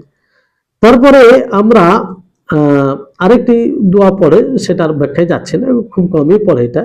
তো লাকাল হামদ হামদান কাসীরান তাইয়িবান মুবারাকান ফি, যেটা বলে লাকাল হামদ হামদান কাসিরান, যে তোমার জন্য হামদ সর্বপ্রকারে, হামদান কাসিরান অধিক অধিক পরিমাণে হামদ, কাসিরান অধিক পরিমাণে, তয়্যিবান যেটা পবিত্র, তয়্যিবান মুবারাকান ফি যেটা বরকতময়, এবং বরকতময় তাতে বরকতের বিষয় রয়েছে। তো এই হচ্ছে যে রুকুর পরে আমরা এই দোয়াটি পাঠ করি। আরেকটি দোয়া যেটা পাঠ করা হয় সেটার ব্যাখ্যায় আর যাচ্ছি না। যেমন বলা হয় আল্লাহুম্মা লাকাল হামদ মিল আস-সামাওয়াতি ওয়া মিল আল-আরদ, যে হে আল্লাহ তোমার জন্যই সর্বপ্রকার হামদ, আসমান ও জমিন পরিপূর্ণ, আসমান পরিপূর্ণ, ওয়া মিল আল-আরদ জমিন পরিপূর্ণ, ওয়া মিল আমা শি'তা মিন শাই আর ওই জিনিস পরিপূর্ণ যেটা তুমি চাও, যে কোনো জিনিসের ইচ্ছা করো, বাদ আহলাস সানাই ওয়াল মাজদ, আহলাস সানাই ওয়াল মাজদ মানে কার প্রতি চাও, যারা আল্লাহ প্রশংসাকারী এবং সম্মান প্রদর্শনকারী, আহাক্কু মা ক্বাল আল আব্দু ওয়া কুল্লুনা লাকা আবদ, সেটা মানে আহলাস সানাই ওয়াল মাজদ সেটা বেশি হক রাখে যেটা বান্দা বলে, আর আমরা সকলেই তোমার বান্দা, ওয়া কুল্লুনা তোমার জন্য, তোমার বান্দা মানে তোমার প্রকৃত দাস, তোমার প্রকৃত ইবাদতকারী।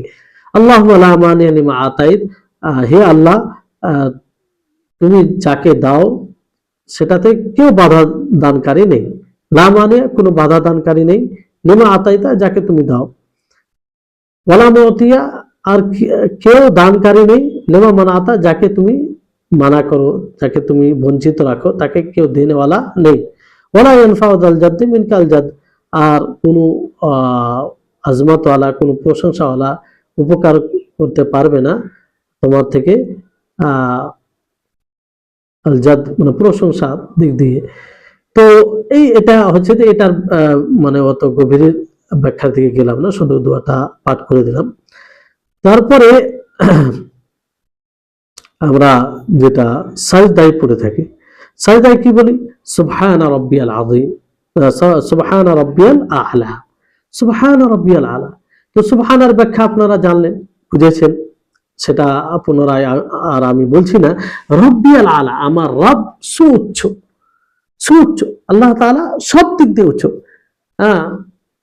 মাকানের দিক দিয়ে তিনি উঁচু, সিফাতের দিক দিয়ে উঁচু, সব দিক দিয়ে আল্লাহ তাবারক ওয়া তাআলা উঁচু, তার সমতুল্য কেউ নেই। এখানে সুবহানা রাব্বিয়াল আ'লা কেন বলা হয়?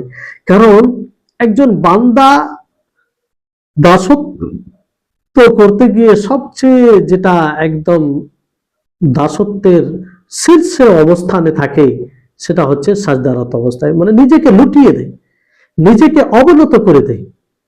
তো এক বান্দা একদম নিচে হয়ে যায়, অবনত হয়ে যায়, তো ওই সময় উপযুক্ত হচ্ছে যে আল্লাহ তাআলার বড়ত্ব বর্ণনা করা, আল্লাহ তাআলার মানে সুউচ্চতাকে স্মরণ করা, কারণ আল্লাহ তাআলা আ'লা, তিনি সব থেকে উঁচু, এই জন্য তার কাছে আমরা মাথা নত হয়েছি, এই জন্য আমরা নিজেকে সবকিছু লুটিয়ে দিয়েছি, তার কাছে আমরা পড়ে গেছি, কারণ তিনি আ'লা, কারণ তিনি আ'লা সুউচ্চ, কারণ তিনি আ'লা, সব দিক দিয়ে তিনি সুউচ্চ, তার সমতুল্য কেউ নেই।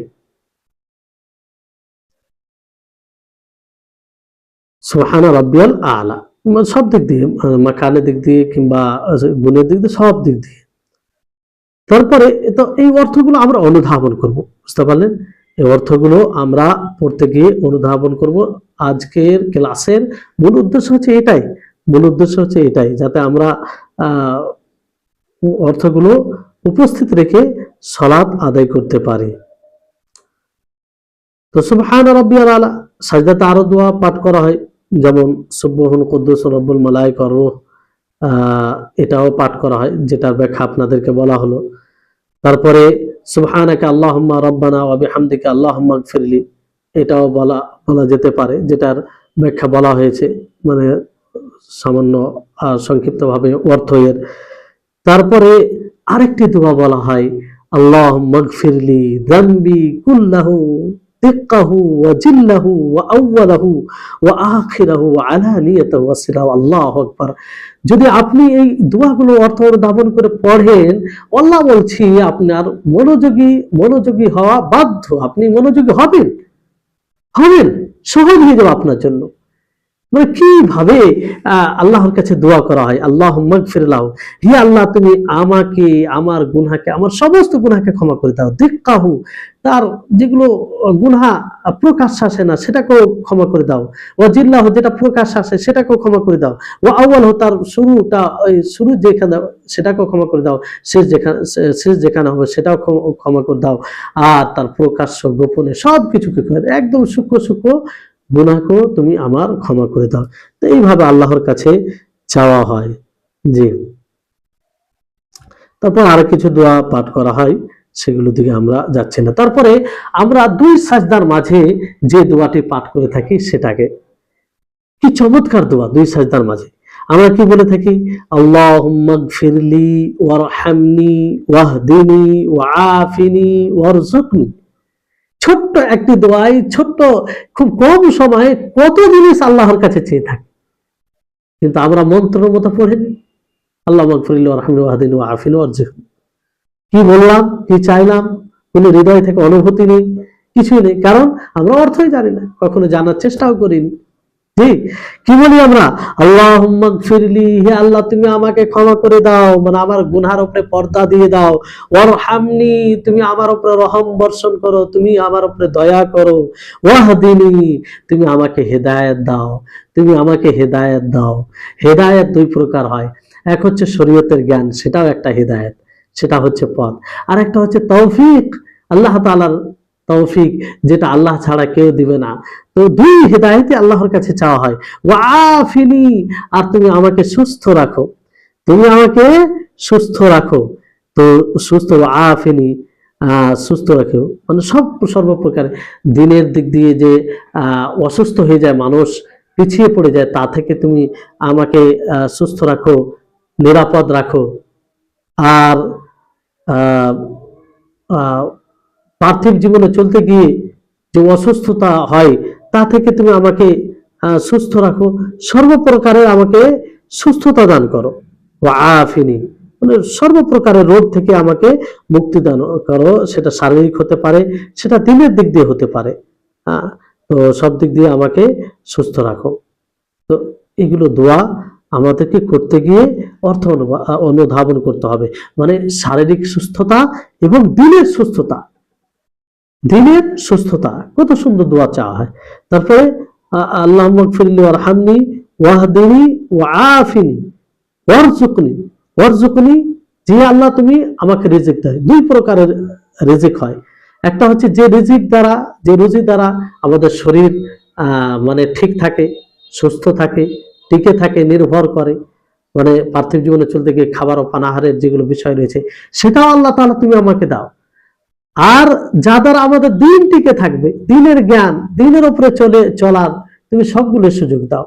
আমরা অর্জকনি, রিজিক দাও বলতে এটাই ভাবি যে শুধু খাবার ও পানাহারের জিনিস, জি না, রিজিক সবকিছু আল্লাহ তাআলার রিজিক। আপনাকে যে আল্লাহ তাআলা জ্ঞান দিয়েছে, এটাও বড় রিজিক আল্লাহ তাআলার, আল্লাহ তাআলার বড় দেন। আল্লাহ তাআলা রাজ্জাক, তিনি দিয়েছেন আপনাকে, বড় মেহেরবান করেছেন আপনার উপরে। তো দুই প্রকারে রিজিক দাও। আমালে সালেহ, যেমন দিন আমালে সালেহ, সৎ আমল করার তুমি তৌফিক দাও। তো এইভাবে আমরা এত সুন্দর দোয়া করে থাকি। কয়টা জিনিস, আল্লাহুম্মা গফিরলি ওয়ারহামনি ওয়াহদিনি ওয়াআফিনি ওয়ারযুকনি। তো একটা বিষয় যে সংক্ষিপ্তভাবে দোয়া করার পরে বিস্তারিতভাবে দোয়া করা, এটাতে লাভ রয়েছে অনেক। নবী সাল্লাল্লাহু আলাইহি ওয়াসাল্লামের এটা পদ্ধতি, কারণ আপনি যত বিস্তারিতভাবে দোয়া করবেন ততটাই কল্যাণের অধিকারী হবেন, আল্লাহ তাআলা আপনার দোয়াকে কবুল করবে, এরকম আশা হবে। আর যত আপনি বিস্তারিতভাবে যেমন দোয়া করেন, আল্লাহুম্মা গফিরলি কুল্লাহু দিক্কাহু ওয়া জিল্লাহু ওয়া আউয়ালাহু ওয়া আখিরাহু ওয়া সিররাহু ওয়া আলানিয়াতাহু, এইভাবে বিস্তারিত। অথচ আপনি একবারে বললেই হয়ে গেল যে আল্লাহুম্মা গফিরলি কুল্লাহু, হয়ে গেল, সমস্ত গুনাহকে ক্ষমা করে দাও। কিন্তু একটা একটা একটা করে বলা হয়। তো এতে করতে গিয়ে বেশি আল্লাহর সাথে কথোপকথন করা হয়, আল্লাহর কাছে হওয়া যায়। আর মুমিনদের নিকটে আল্লাহর কাছে হওয়া এটা প্রিয় জিনিস, এটা প্রিয় জিনিস। এতে আল্লাহ তাআলার সাথে ভালোবাসা আরো বৃদ্ধি পায়। আর মানুষ গুনাহকে তখন সামনে রাখে, গুনাহকে উপলব্ধি করে, এইভাবে দোয়া করা মানে কি, একজন বান্দা এইভাবে দোয়া করছে মানে তার গুনাহকে সে বুঝতে পারছে যে আমি গোপনে গুনাহ করি, প্রকাশ্যে গুনাহ করি, ছোট গুনাহ করি, বড় গুনাহ করি, সব রকম ভাবে আমার গুনাহ হয়। এইভাবে গুনাহকে সে স্মরণ করে করে আল্লাহ তাআলাকে বিনয়ের সাথে বলে, হ্যাঁ, এটা তার পরিচয় হয়। আর এতে মানে দোয়া কবুলের আশাও বাড়ে। তারপরে তাশাহুদে আমরা কি বলি, সময় অনেক হয়ে যাচ্ছে। তাশাহুদে আমরা কি বলি? তাশাহুদে বলি যে আত্তাহিয়াত লিল্লাহি ওয়াসসালাওয়াতু ওয়াত্তাইয়্যিবাতু আসসালামু আলাইকা আইয়ুহান নাবিয়্যু ওয়া রাহমাতুল্লাহি ওয়া বারাকাতুহু আসসালামু আলাইনা ওয়া আলা ইবাদিল্লাহিস সালিহিন আশহাদু আল্লা ইলাহা ইল্লাল্লাহ ওয়া আশহাদু আল্লা ইলাহা ইল্লাল্লাহ ওয়াহদাহু লা শারীকা লাহু ওয়া আশহাদু আন্না মুহাম্মাদান আবদুহু ওয়া রাসূলুহু। এই যে দোয়া, এটার মাধ্যমে আমরা আল্লাহ তাআলাকে কি বলি? কখনো কি আমরা অনুধাবন করেছি? কখনো কি আমরা বুঝে পড়েছি, পড়ার চেষ্টা করেছি? অথচ এত সুন্দর বিষয় বলা হয় আত্তাহিয়াত, মানে সর্বপ্রকারের তাজিম, সর্বপ্রকারের সম্মান, সর্বপ্রকারের সম্মান সবকিছু আল্লাহ তাবারক ওয়া তাআলার জন্য। সবকিছু আল্লাহ তাবারক ওয়া তাআলা, যত প্রকারের তাজিম সম্মানের দিক রয়েছে সবকিছু আল্লাহ তাআলার জন্য। এটা আত্তাহিয়াত লিল্লাহ, মানে সর্বপ্রকার সম্মান আল্লাহ তাআলার জন্য। আত্তাহিয়াত লিল্লাহি ওয়াস সালাওয়াত। সালাওয়াত বলতে কি? সালাওয়াত বলতে যে যত প্রকারের আমরা ইবাদত করি, শারীরিক ইবাদত করি, সেটা শরীয়তের পরিভাষায় যেটা সালাত আদায় করি সেটাও, আর লোগাতের ভাষায় মানে আবিধানিক অর্থে যেটা দোয়া আসে সবগুলি আল্লাহ তাআলার জন্য। কারণ আল্লাহ তাআলাই এর উপযুক্ত, অন্য কারোর জন্য করা যাবে না। তো আত্তাহিয়াত সর্বপ্রকারের তাজিম, মর্যাদা আল্লাহ তাআলার জন্য। ওয়াসসালাওয়াত সর্বপ্রকারের ইবাদত, শারীরিক ইবাদত, দোয়া আল্লাহ তাআলার জন্য। কারণ দোয়াটাও একটি গুরুত্বপূর্ণ ইবাদত। বলা হয়েছে যেমন যে ওয়াকালা রাব্বুকুম উদউনি আস্তাজিব লাকুম ইন্নাল্লাযীনা ইস্তাকবিরুনা আন ইবাদাতি সায়াদখুলুনা জাহান্নামা দাখিরিন। যে তোমার রব হুকুম দিয়েছে, বলেছে যে তোমরা আমাকে ডাকো, আমি তোমাদের ডাকে সাড়া দেব, আর যারা আমার ইবাদত থেকে অহংকার করে আমি তাদেরকে তারা লাঞ্ছিত ভাবে জাহান্নামে প্রবেশ করবে। তো সর্বপ্রকারের নফল নামাজ হোক, নফল হোক, ফরজ হোক, সবকিছু আল্লাহ তাআলার জন্য, আর এবং সবকিছু দোয়া আল্লাহ তাবারক ওয়া তাআলার জন্য। তারপর আত-তাইয়্যিবাত, আত-তাহিয়াত লিল্লাহি ওয়াস সালাওয়াতু ওয়াত-তাইয়্যিবাত। তাইয়্যিবাত বলতে যে সবকিছু, একটা হচ্ছে আল্লাহর সাথে সম্পৃক্ত একটা অর্থ, আর দ্বিতীয় অর্থ হচ্ছে আল্লাহ তাআলার বান্দার কর্মের সাথে সম্পৃক্ত। আল্লাহ তাআলার সাথে সম্পৃক্ত বলতে কি, আল্লাহ তাআলার সাথে যতগুলো বিষয় রয়েছে, তার গুণ, তার কর্ম, সবকিছু তাইয়্যিব, পবিত্র। তার মধ্যে কোনো প্রকারের ভেজাল নেই, তার মধ্যে কোনো প্রকারের আপত্তিকর এরকম কোনো বিষয় নেই। তাইয়্যিব তিনি সব দিক দিয়ে, তিনার কর্ম, তিনার গুণ, তিনি যা কিছু করেন, তিনার বিধান, সবকিছু তাইয়্যিব। আর বান্দা যা কর্ম করবে, বান্দা যদি কর্ম করে তো ভালো কর্মটাই আল্লাহর জন্য হবে, খারাপ কর্ম কোনোদিন হবে না। খারাপ কর্ম আল্লাহ তাআলার জন্য হয় না, খারাপ কর্ম আল্লাহ তাআলার জন্য হয় না। এই জন্য হাদিসে কি বলা হয়েছে, আল্লাহ নবী মুহাম্মদ সাল্লাল্লাহু আলাইহি ওয়াসাল্লাম বলেন, ইন্নাল্লাহা তাইয়্যিবুন লা ইয়াকবালু ইল্লা তাইয়্যিবান। যে আল্লাহ তাআলা তিনি পবিত্র, তিনি তাইয়্যিব, আর তিনি তাইয়্যিব ছাড়া কবুল করেন না। এনে তিনি নিজেই তাইয়্যিব, পবিত্র, আর তিনি তাইয়্যিব। যেমন আমরা যদি হারাম খেয়ে হারাম ভাবে ইবাদত করি তো সেটা আল্লাহ তাআলা গ্রহণ করবে না, কারণ আল্লাহ তাআলা তাইয়্যিব। এই জন্য কোরআনে কি বলা হয়েছে, আল খাবিসাতু লিল খাবিসিন। যারা খাবিসা তারা খাবিস মহিলা, তারা খাবিস পুরুষের জন্য, যারা খাবিস পুরুষ তারা খাবিসা মহিলার জন্য, আর যারা তাইয়্যিব ভালো তারা ভালো দের জন্য। এইভাবে বলা হয়েছে। মানে এক কথায় আল্লাহ তাআলা নিজে তাইয়্যিব, তিনি তাইয়্যিবকেই কবুল করবেন, তিনি নিজে পবিত্র, এবং পবিত্র ছাড়া তিনি কিছু কবুল করবে না। তো বেশিরভাগ মানুষ এগুলো বলতে গিয়ে এই অর্থগুলো অনুধাবন করে না, উপস্থিত রাখে না, যে আত্তাহিয়াত লিল্লাহি ওয়াস সালাওয়াত ওয়াত তাইয়্যিবাত দ্বারাতে সে কি বললো। যে তাইয়্যিব বলতে আল্লাহ তাআলা নিজে পবিত্র, তিনি তার সত্তায় তাইয়্যিব, তিনি তার কর্মে তাইয়্যিব, তিনি তার কথায় তাইয়্যিব, আর তিনার জন্য সেটাই উপযুক্ত যেটা তাইয়্যিব হবে। মাখলুক যা কর্ম করবে সেটা তৈব হলে আল্লাহ তাআলা জন্য উপযুক্ত হবে এবং আল্লাহ তাআলা সেটা কবুল করবেন। আর এর পরিবর্তে খাবিস আল্লাহ তাআলা সেটা উপযুক্ত নয়। জি, তো মাখলুকের মধ্যে তাইয়্যিব খাবিস দুটোই আছে। মাখলুকের জন্য তাইয়্যিব খাবিস দুটোই আছে। মাখলুক কখনো ভালো কথা বলে, আবার কখনো মন্দ কথা বলে, কিন্তু আল্লাহ তাআলা সবসময় সদা সর্বদা তিনি তাইয়্যিব কথাই বলেন। আল্লাহ তাআলা সবসময় তাইয়্যিব কর্মই করেন, কিন্তু মাখলুক কখনো ভালো কর্ম করে, কখনো মন্দ কর্ম করে। জি, তারপরে কি বলে আসসালামু আলাইকা, যে আইয়ুহান নবিয়্যু, হে নবী তোমার উপরে সালাম বর্ষণ হোক। আসসালাম এটা আল্লাহ তাবারক ওয়া তাআলার নাম। আল্লাহ নবী মুহাম্মদ সাল্লাল্লাহু আলাইহি ওয়াসাল্লাম তিনি বলেন যে ইন্নাল্লাহু হুয়াস সালাম, যে নিশ্চয় আল্লাহ তাবারক ওয়া তাআলা তিনি সালাম। সালাম যিনি বিপদ আপদ থেকে বাঁচান, কষ্টকর জিনিস থেকে যিনি বাঁচান তাকে সালাম বলা হয়। তো আল্লাহ তাআলার নাম সালাম। তিনি সর্বপ্রকারের জিনিস থেকে কষ্টকর জিনিস থেকে তিনি হেফাজত রাখেন, তিনি হেফাজতকারী। হ্যাঁ, তিনি হেফাজতকারী। তো এখানে আসসালামু আলাইকা আইয়ুহান নবিয়্যু, তো এটা কি দোয়া? নবী সাল্লাল্লাহু আলাইহি ওয়াসাল্লামের জীবনে দোয়া, আর তার মৃত্যুর পরে তার জন্য কিভাবে দোয়া করা হয়? অথচ নবী সাল্লাল্লাহু আলাইহি ওয়াসাল্লামের জীবনে দোয়া ছিল, কিন্তু তার মৃত্যুর পরে তার জন্য কিভাবে দোয়া হবে? জি হ্যাঁ, এটা মানে শুধু নবী সাল্লাল্লাহু আলাইহি ওয়াসাল্লামের জীবদ্দশায় দোয়া ছিল আর সেই পর্যন্ত সীমিত তা বিষয় নয়, বরং এটা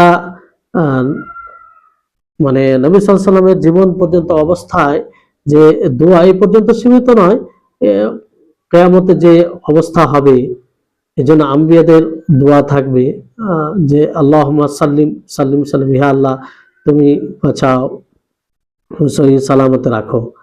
তো মূলত নবী সাল্লাল্লাহু আলাইহি ওয়াসাল্লামের জন্য দোয়া করা হয় আমভাবে, তার উপরে দোয়া করা হয়। দোয়া যে আল্লাহ তাআলা তাকে তার উপরে শান্তি বর্ষিত করুক, তার উপরে সালাম বর্ষিত করুক। জি, তার উপরে শান্তি বর্ষিত করুক। আসসালামু আলাইকা আইয়ুহান নবিয়্যু ওয়া রাহমাতুল্লাহি ওয়া বারাকাতুহু। ওয়া রাহমাতুল্লাহি ওয়া রাহমাতুল্লাহি ওয়া বারাকাতুহু। এখানে আসসালামু আলাইকা আইয়ুহান নবিয়্যু, নবী সাল্লাল্লাহু আলাইহি ওয়াসাল্লামের জন্য দোয়া করা হয়, ঠিক আছে। এটা কি এখানে কি এটা বলা যেতে পারে যে নবী সাল্লাল্লাহু আলাইহি ওয়াসাল্লামকে মুখাতাব করা হয়? না, নবী সাল্লাল্লাহু আলাইহি ওয়াসাল্লামকে সম্বোধন করা হয় না। নবী সাল্লাল্লাহু আলাইহি ওয়াসাল্লামকে সম্বোধন করা হয় না, কারণ সম্বোধন করলে নামাজ বাতিল হয়ে যাবে। নামাজে কারোর সাথে কথা বলা জায়েজ নয়, যদি কাউকে সম্বোধন করা হয় তো এটা বাতিল হয়ে যাবে। ফলে নবী সাল্লাল্লাহু আলাইহি ওয়াসাল্লামকে এর দ্বারা সম্বোধন করা হয় না, বরং তার জন্য দোয়া করা হয়। তার জন্য কি করা হয়? দোয়া করা হয়। আসসালামু আলাইকা আইয়ুহান নবিয়্যু ওয়া রাহমাতুল্লাহি ওয়া বারাকাতুহু। ওয়া রাহমাতুল্লাহি, আর আল্লাহ তাআলার রহমত বর্ষণ হোক তার উপরে, ওয়া বারাকাতুহু, আর তার উপরে বরকত নাজিল হোক, তার উপরে কি নাজিল হোক? বরকত নাজিল হোক। তো এইভাবে আমরা বলে থাকি। তো রহমত বরকত নাজিল হোক, এখানে প্রথমে সালাম কেন দিয়ে শুরু করা হলো, রহমতের কথা কেন বলা হলো? এখানে একটি কায়দা বোঝা যায় যে প্রথমে আগে তাখলিয়া, তাখলিয়া ক্বাবলা তাহলিয়া, যে প্রথমে আগে খালি হবে আল্লাহু আনতাস সালাম, যে হে আল্লাহ আসসালামু আলাইকা আইয়ুহান নবিয়্যু, আইয়ুহান নবিয়্যু, আসসালামু আলাইকা, সালাম হোক, শান্তি বর্ষিত হোক আল্লাহ মানে আপনার উপরে। তো প্রথমে তো বিভিন্ন রকমের বিপদ আপদ থেকে দূরে থাকলেই তার উপরে রহমত হবে, এটা একদম মুক্ত হয়ে যাবে, সহি সালামত হয়ে যাবে, তখন তার উপরে রহমত বর্ষণ হোক। এইভাবে এই জন্য দোয়া করা হয়। বারাকাতুহু, বরকত, মানে বরকত বলতে কোনো অধিক আকারে আল্লাহ তাবারক ওয়া তাআলার উপরে, আল্লাহ তাআলা নবীর উপরে বরকত নাজিল হোক, অধিক আল্লাহ তাবারক ওয়া তাআলা যেন দেন। আর বারাকা বলা হয় বৃদ্ধি, কোনো জিনিসের বৃদ্ধি, কোনো জিনিসের বেড়ে যাওয়া, এটাকে বারাকা বলা হয়। জি, তো জীবনে যেমন বরকত সেটা হতে পারে যে খাবার, পানাহার, পোশাক, পরিবার, আমলে সবকিছুতে বরকত, আল্লাহ নবীর এগুলো সবকিছু বরকত হোক। কিন্তু মৃত্যুর পরে বরকত কি? যে তার যেন মুত্তাবিঈন, অনুসরণকারীদের সংখ্যা বেশি হয়। কারণ যত সংখ্যা বাড়বে তত আমল করবে, আর সে আমলের নেকি নবী করিম মুহাম্মদ সাল্লাল্লাহু আলাইহি ওয়াসাল্লাম তিনিও পাবেন, কারণ তিনি তো পথ প্রদর্শক, তিনি তো পথ দেখিয়েছেন, তার মাধ্যমে মানুষ হেদায়েত পেয়েছে, তার হাদিসের মাধ্যমে, তার তিনি যে ব্যাখ্যা বিশ্লেষণ করেছেন আল্লাহ তাআলা দেওয়া শরীয়তের, সেটার সেটার জন্য তিনিও নেকি পাবেন। তো এটা একটা বরকতের দিক তার মৃত্যুর পরে। জি, আসসালামু আলাইকা আইয়ুহান নবী ওয়া রাহমাতুল্লাহি ওয়া বারাকাতুহু। আসসালামু আলাইকা আইয়ুহান নবী, হে নবী আপনার উপরে সালাম হোক, আইয়ুহান নবী ওয়া রাহমাতুল্লাহি, আল্লাহর রহমত হোক, ওয়া বারাকাতুহু, আর তার বরকত। এর ব্যাখ্যা জানলেন, আসসালামু আলাইকা আইয়ুহান নবী ওয়া রাহমাতুল্লাহি ওয়া বারাকাতুহু। আসসালামু আলাইনা, তারপর আমরা কি বলে থাকি, আসসালামু আলাইনা, যে তুমি আমাদের উপরেও সালাম বর্ষিত হোক, কিংবা তুমি আমাদেরও রক্ষাকারী, আসসালামু আলাইনা। তারপরে আলাইনা বলতে আমরা সকল সকল নিজের জন্য, আগে আলাইনা বলতে নিয়ে আসসালামু আলাইনা। তারপরে কি বলে থাকি, ওয়া আলা ইবাদিল্লাহি সালিহিন, যে আল্লাহ তাআলা নেক বান্দাদের উপরে, আল্লাহ তাআলা নেক বান্দাদের উপরে, সৎ বান্দা। তো সৎ বান্দা বলতে যতগুলো বান্দা রয়েছে, সৎ বান্দা বলতে যতগুলো বান্দা রয়েছে, সৎ বান্দা, সৎ বান্দা রয়েছে। এর পূর্বে আম্বিয়া চলে আসবে, সোহদা চলে আসবে, মালাইকা চলে আসবে, সবগুলো এর মধ্যে চলে আসবে। তো এই অর্থগুলো অনুধাবন করতে হবে, যে আপনি সকলের শান্তির কামনা করলেন, সকলের উপরে শান্তি বর্ষিত হোক এই দোয়া করলেন। কারণ নবী করিম মুহাম্মদ সাল্লাল্লাহু আলাইহি ওয়াসাল্লাম তিনি বলেছেন যে যখন তুমি সালাম দাও, তখন তুমি আসমান ও জমিনে যতগুলো সৎ রয়েছে সকলের উপরে সালাম পেশ করো, সালাম দাও, তার শান্তি কামনা করো। তো এই অর্থ অনুধাবনটা করতে হবে, কিন্তু আমরা করি কি, ওয়া আলা ইবাদিল্লাহি সালিহিন, মানে আল্লাহ তাআলা নেক বান্দাদের উপরে, সৎ বান্দাদের উপরে। তো সৎ বান্দাদের বলতে সেটা মৃত হতে পারে, জীবিত হতে পারে, মানুষের মধ্যে হতে পারে, ফারিস্তাদের মধ্যে হতে পারে, জিনদের মধ্যে হতে পারে, সকলের মধ্যে, সকলের উপরে। তারপর আমরা কি বলে থাকি, ওয়া আলা ইবাদিল্লাহি সালিহিন ওয়া আশহাদু আন্না মুহাম্মাদান আবদুহু ওয়া রাসূলুহু ওয়া আশহাদু আল্লা ইলাহা ইল্লাল্লাহ ওয়া আশহাদু ওয়াহদাহু লা শারীকা লাহু ওয়া আশহাদু আন্না মুহাম্মাদান আবদুহু ওয়া রাসূলুহু। আশহাদু আল্লা ইলাহা ইল্লাল্লাহ বলতে আমি সাক্ষ্য প্রদান করছি যে আল্লাহ ছাড়া সত্য কোনো মাবুদ নেই। আশহাদু আল্লা ইলাহা ইল্লাল্লাহ ওয়াহদাহু লা শারীকা লাহু, তিনি এক অদ্বিতীয়, তার কোনো শরীক নেই।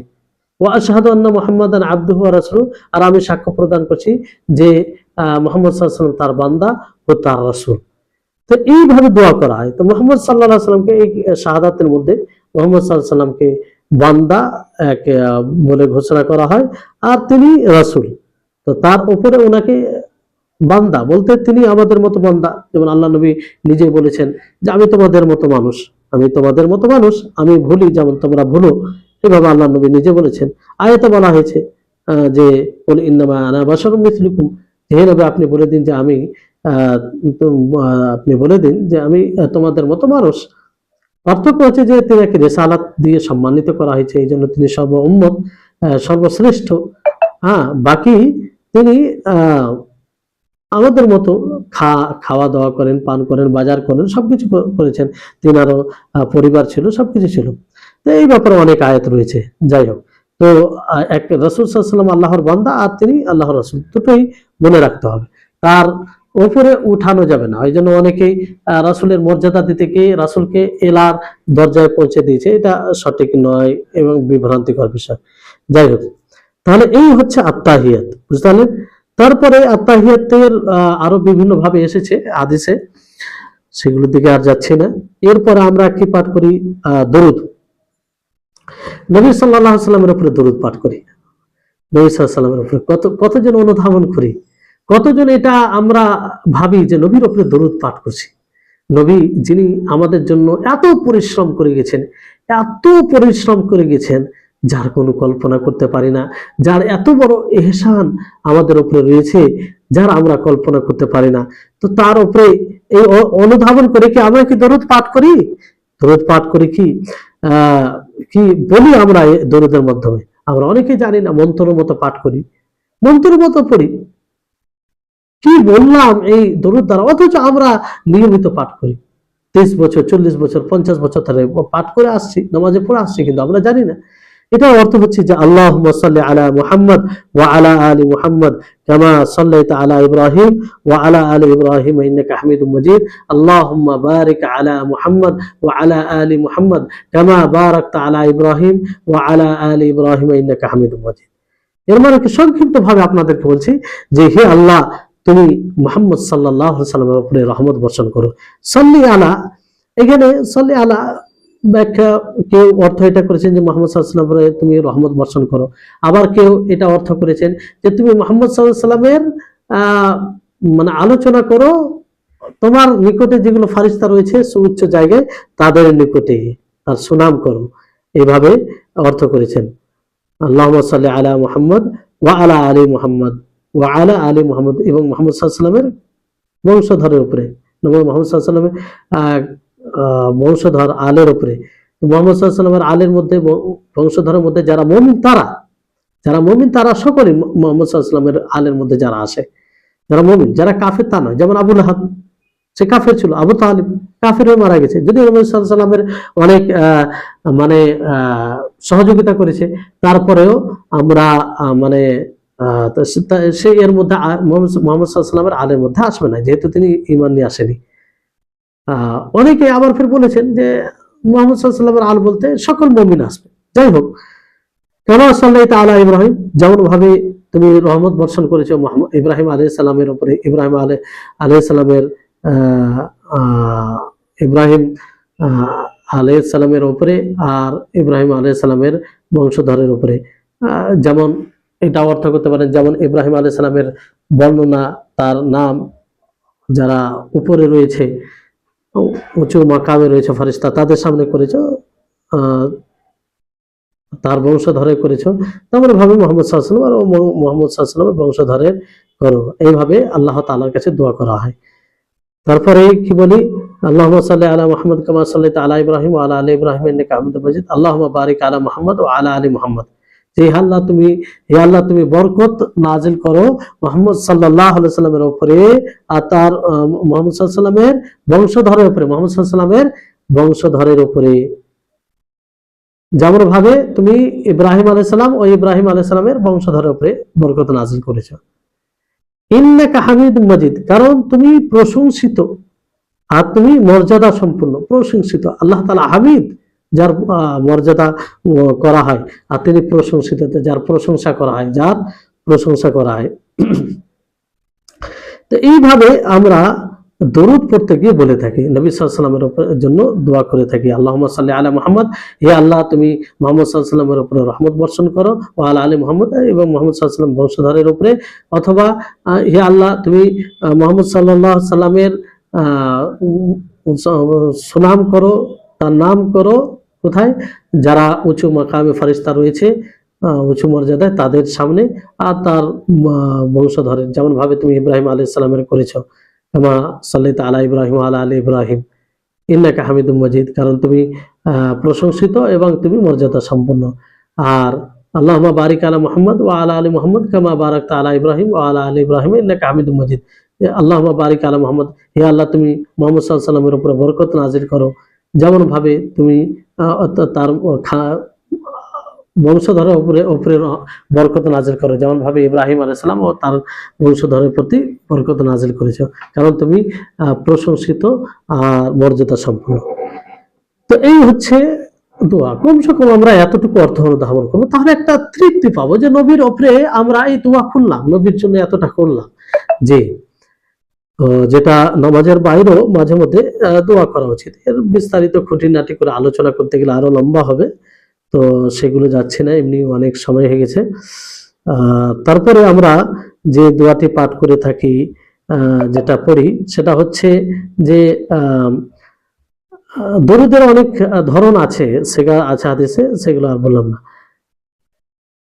যে আল্লাহুম্মা ইন্নী আউযু বিকা মিন আযাবি জাহান্নাম ওয়া মিন আযাবিল কবর ওয়া মিন ফিতনাতিল মাহইয়া ওয়াল মামাত ওয়া মিন ফিতনাতিল মাসিহিদ দাজ্জাল, যে হে আল্লাহ আমি তোমার আশ্রয় চাইছি জাহান্নামের আযাব থেকে, জাহান্নামের আযাব থেকে, জাহান্নামের আযাব থেকে আমি তোমার আশ্রয় চাইছি। জাহান্নাম, যে জাহান্নামকে তৈরি করা হয়েছে কাফেরদের জন্য, যে জাহান্নামের নাম শুনলে আমাদের শরীরের লোম দাঁড়িয়ে যায়, শরীরে কম্পন চলে আসে, সেই জাহান্নামের আযাব থেকে আমরা আল্লাহর আশ্রয় চাই। এই অর্থগুলো অনুধাবন করে পড়লে একটা অটোমেটিক আমাদের ওই একটা বিনয় আসবে নামাজে, এবং আল্লাহ তাআলার কাছে আন্তরিকভাবে এটা বলতে পারবো যে হে আল্লাহ, তুমি আমাদেরকে জাহান্নামের আযাব থেকে বাঁচাও, আশ্রয় চাইছি, তোমার আশ্রয় চাইছি জাহান্নামের আযাব থেকে, মানে তুমি বাঁচাও। আর অমিন আযাবিল কবর, কবরের আযাব থেকে, কবরের আযাব থেকে, কবরের আযাব থেকে তুমি বাঁচাও। অমিন ফিতনাতিল মাহইয়া ওয়াল মামাত, আর তুমি জীবনের ফিতনা থেকে আর মৃত্যুর ফিতনা থেকে। জীবনের ফিতনা বলতে জীবনে যে বিভিন্নমুখী বিপদ আপদ আসে, পরীক্ষা করেন আল্লাহ তাআলা, কখনো বালা মুসিবত দিয়ে, কখনো নেয়ামত দিয়ে, কখনো বিভিন্ন ভাবে যে আল্লাহ তাআলা পরীক্ষা করেন আমাদেরকে, তার ফিতনা থেকে আল্লাহর আশ্রয় চাওয়া। কত সুন্দর দোয়া, একটু চিন্তা করুন। আর আল্লাহ তাআলার যদি সহযোগিতা না থাকে তো আমরা তো সহজে এর থেকে বাঁচতে পারবো না। আর এটাই সহযোগিতা আল্লাহর কাছে চাওয়া হয় যে তুমি জীবনের ফিতনা থেকে বাঁচাও। জীবনের ফিতনা, মিন ফিতনাতিল মাহইয়া, মানে জীবনের ফিতনা বলতে যে জীবনে চলতে গিয়ে অনেক রকম আল্লাহ তাআলা পরীক্ষা করে থাকেন, সেগুলো ফিতনা থেকে। ওয়াল মামাত, মৃত্যুর ফিতনা থেকে। মৃত্যুর ফিতনা, মৃত্যুর ফিতনা দুটো বলেছেন, যে একটা হচ্ছে যে মৃত্যু যখন হবে সেই সময়ের ফিতনা, কারণ ওই সময় একটা বড় ফিতনা ওটা হয়। আর একটা হচ্ছে কবরের ফিতনা, একটা হচ্ছে কি কবরের ফিতনা। তো মৃত্যুর ফিতনা যখন হবে এটা বড় জটিল বিষয়। এই জন্য হাদিসে বলা হয়েছে যে একজন বান্দা সারা জীবন সে সৎ আমল করবে, কিন্তু শেষ জীবনের শেষ মুহূর্তে সে এমন কর্ম করবে যে কর্ম করার কারণে,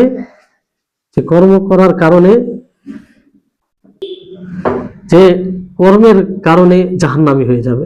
এই হাদিস যখনই আমরা স্মরণ করি তখন যেন শরীরে একটা কম্পন চলে আসে। তো এর ফিতনা, এই জন্য শয়তান মৃত্যুর সময় এটাকে নিজের জন্য অপরচুনিটি ভাবে, নিজের জন্য বড় সুযোগ মনে করে।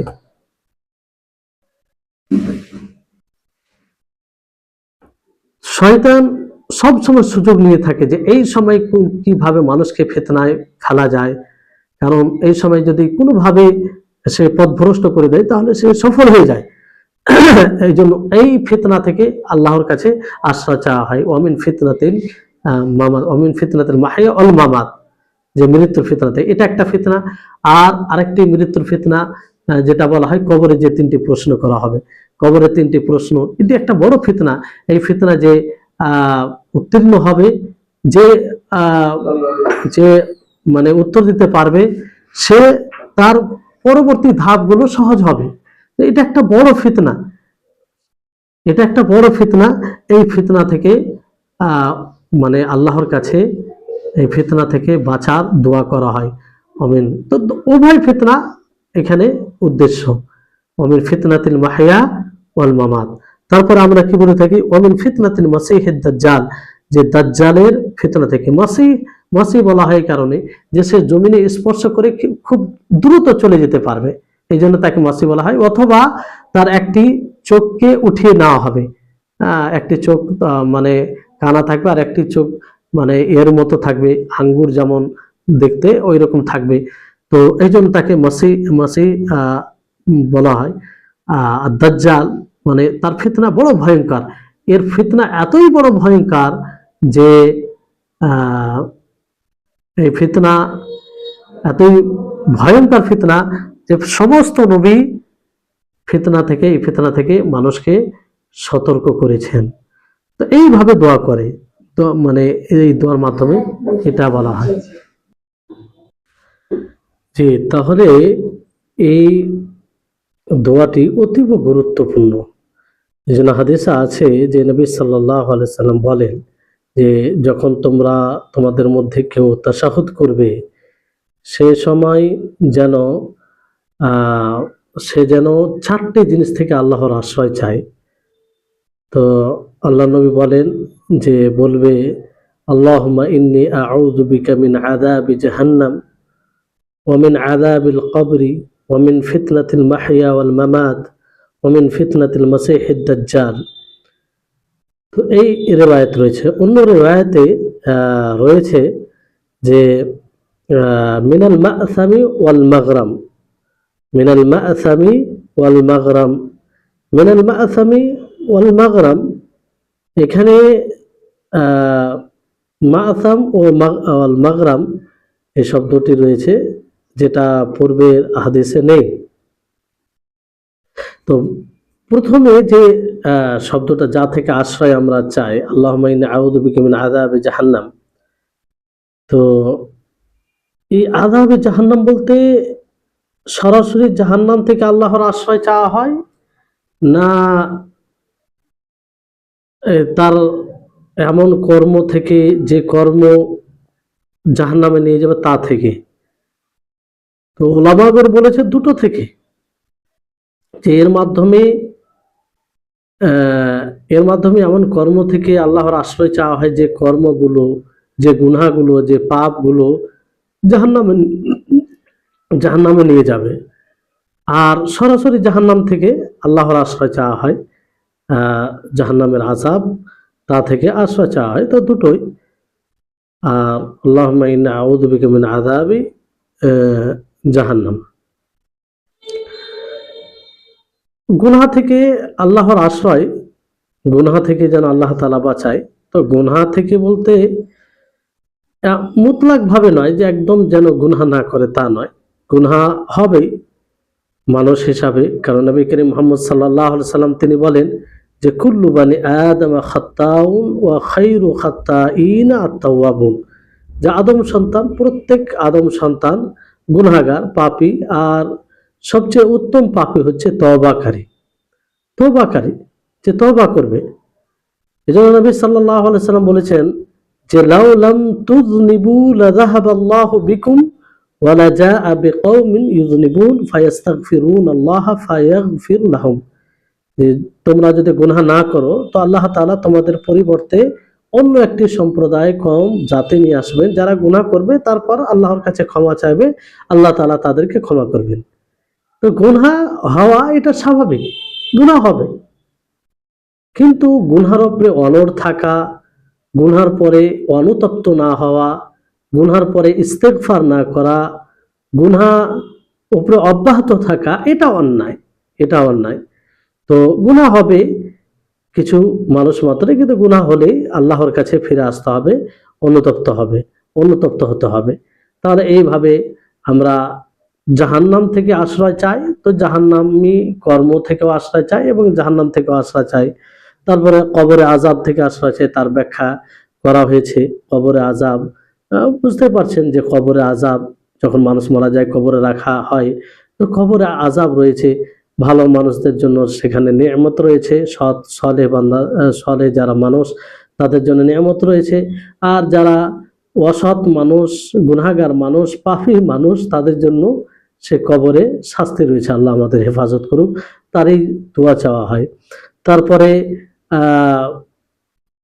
জীবনের এবং মরণের ফিতনা থেকে আসলো, ওয়ামিন ফিতনাতিল মাহইয়া ওয়াল মামাত, যার ব্যাখ্যা করা হলো যে মাহইয়া, জীবনের ফিতনা থেকে আল্লাহর আশ্রয় চাওয়া, মানে জীবনে অনেক পরীক্ষা হয়, বিপদ আল্লাহ তাআলা বালা মুসিবত দেয়, এর ব্যাখ্যা করা হলো। তো সেগুলো থেকে আল্লাহর আশ্রয় চাওয়া হয়। আশ্রয় চাওয়া মানে এটাই যে আল্লাহ যেন সেগুলো পরীক্ষায় উত্তীর্ণ হওয়া যায়, যেন আল্লাহ তাআলা যেটা চাইছেন সেটা করতে পারি, আল্লাহ তাআলা যেন তৌফিক দেয়, এমন ফিতনা যেন না হয় যেটা আমরা সহ্য করতে পারবো না, এরকম বিষয়। আর মামাত, মৃত্যুর ফিতনা থেকে আল্লাহর আশ্রয় চাওয়া, এটার ব্যাখ্যা করা হলো দুইটা ফিতনা, একটা সাকরাতুল মউত, মৃত্যুর সময়, মৃত্যুর ফিতনা এই জন্য বলা হয়েছে যে যেহেতু মৃত্যুর নিকটেই, এটা বড় জটিল বিষয়, বড় জটিল বিষয়। আল্লাহ আমাদের সেই সময়ে দিনের উপরে টিকে থাকার তৌফিক দান করুন, যেটার আপনারা কথা শুনলেন। এই জন্য ইমাম আহমদ বিন হাম্বল রাহিমাহুল্লাহর ব্যাপারে বলা হয় যে উনি খুব প্রবল অসুস্থ ছিলেন। ওই সময় এক শয়তানকে দেখে, যে শয়তান তার আঙুল কামড়ায়, আর মানে আফসোস করে যে ইমাম আহমদ বিন হাম্বলকে তিনি নিজের জালে আবদ্ধ করতে পারেনি, মানে শয়তান। তো তখন ইমাম আহমদ বিন হাম্বল রাহিমাহুল্লাহ তিনি বলেন যে এখনো বাকি আছে, এখনো বাকি আছে, মানে মৃত্যু হয়নি, এখনো তুমি মানে পথভ্রষ্ট করতে পারো। তো এইভাবে তার মানে এই বিষয়টি কত জটিল হয়। আর ওই হাদিসটি যথেষ্ট বোঝার জন্য যে একজন মানুষ সারা জীবন সৎ আমল করে কিন্তু শেষে এমন আমল করে যার জন্য জাহান্নামী হয়ে যায়, আবার ফের একজন মানুষ সারা জীবন জাহান্নামী কর্ম করে শেষে এমন আমল করে যে জান্নাতি হয়ে যায়। এটা এমনিতেই হয় না। ধরেন কোনো ব্যক্তি যদি লোক দেখানো কাজ করে, সৎকর্ম কাজ আল্লাহর জন্য না করে, তো তার এরকম অবস্থা হয়। যদি এখলাসের সাথে করে থাকে তার এরকম হাসর হবে না। আল্লাহ তাআলা তার সাথে এরকম দ্বিচারিতা জুলম আল্লাহ তাআলা কারো উপরে করেন না। যদি তার আমল গ্রহণযোগ্য না হয় তাহলে সেক্ষেত্রে সেটা হয়। তো এই জন্য আমাদেরকে সবসময় সততার সাথে ইখলাসের সাথে আমল করা উচিত। তো এইভাবে এত সুন্দর আমরা দোয়া করে থাকি। অমিন ফিতনাতিল মাহিয়া ওয়াল মামাত, মানে জীবনের ফিতনা থেকে, জীবনের ফিতনা থেকে, যে জীবনে বিভিন্ন রকমের ফিতনা, এই ফিতনা দুই ভাগে বিভক্ত, বুঝতে পারলেন? যে একটা হচ্ছে সংশয়ের ফিতনা আর একটা হচ্ছে প্রবৃত্তির ফিতনা। সংশয়ের ফিতনা যেমন এমন ভাবে সংশয় সৃষ্টি করা যে হককে বাতিল মনে করা, বাতিলকে হক মনে করা, বাতিলকে হক মনে করা, হককে বাতিল মনে করে সেটা থেকে দূর থাকা, আর বাতিলকে হক মনে করে সেটা কাছে হয়ে যাওয়া। যেমন আজকে বর্তমান সময় হচ্ছে সোশ্যাল মিডিয়াতে দেখুন, আল্লাহ আমাদের হেফাজত করুন, যে একটা প্রকাশ্য দিবালোকের নেই, সূর্যের আলো নেই, স্পষ্ট যে সেটা বাতিল, কোরআন ও হাদিসের দুশ্মন, আল্লাহ রসুলের দুশ্মন, আল্লাহর দুশ্মন এবং দ্বীনের দুশ্মন, তারপরেও তাকে বন্ধু হিসেবে মেনে নেওয়া। যেমন শিয়াদের ব্যাপারে বলি যে এটা ভাবতেই অবাক লাগে, যারা নবীকে গালি, নবীর ব্যাপারে ওই রকম ধারণা রাখে না যেটা একজন মুমিনের ধারণা হওয়া উচিত। অনুরূপ ভাবে সাহাবীদের ব্যাপারে সঠিক ধারণা নেই, সাহাবীদেরকে গালি দেয়, সাহাবীদের থেকে কাফিরদেরকে তারা ভালো মনে করে। আজকে সোশ্যাল মিডিয়াতে দেখেন আপনি, শুধুমাত্র আহ তাদের বিরুদ্ধে কিছু কথা লিখে দেখেন, তাহলে আপনার উপরে মানে ওই কটু মন্তব্যের বৃষ্টি বর্ষণ হবে। এটা কারণ মানে বাতিলকে তারা হক মনে করছে, সংশয়ের ফিতনায় পড়ে গেছে, তারা সংশয়ের ফিতনায় পড়ে গেছে। আল্লাহ বিশেষ করে যুব সমাজকে হেফাজত করুন। এই সমস্ত ফিতনা থেকে আল্লাহর আশ্রয় চাওয়া হয়, যেন হককে হক মনে করা হয়, বাতিলকে বাতিল মনে করা হয়। প্রবৃত্তির ফিতনা এটা অনেক জটিল ফিতনা, যা থেকে বাঁচা খুব মুশকিল। আজকে প্রবৃত্তির ফিতনার কারণেই মানুষ সুদে জড়িয়ে যায়, সুদ যেটা ইন্টারেস্ট বলছে তাতে জড়িয়ে যায়, আর মানুষকে ধোকা দেয়, ব্যবসায়ী মানুষকে ধোকা দেয়, আরো বিভিন্ন রকমের হয় যেগুলো মিউজিক এগুলোতে জড়িয়ে যায়, এগুলো প্রবৃত্তিতে। এই সমস্ত ফিতনা, ওয়ামিন ফিতনাতিল মাহিয়া থেকে, এই সমস্ত ফিতনা থেকে আল্লাহর আশ্রয় চাওয়া হয়।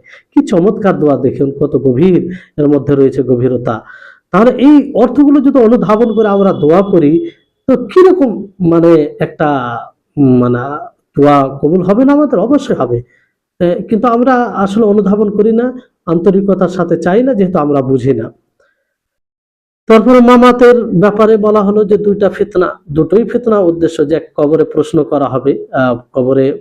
করা হবে, মান রাব্বুকা মা দীনুকা মান নাবিয়ুকা, এই তিনটি প্রশ্ন, এই ফিতনা, এটা বড় একটা ফিতনা, কারণ এখানে উত্তর দিতে পারলে পরবর্তী ধাপগুলো সহজ হবে, আর তখন থেকে তার নেয়ামত শুরু হয়ে যাবে।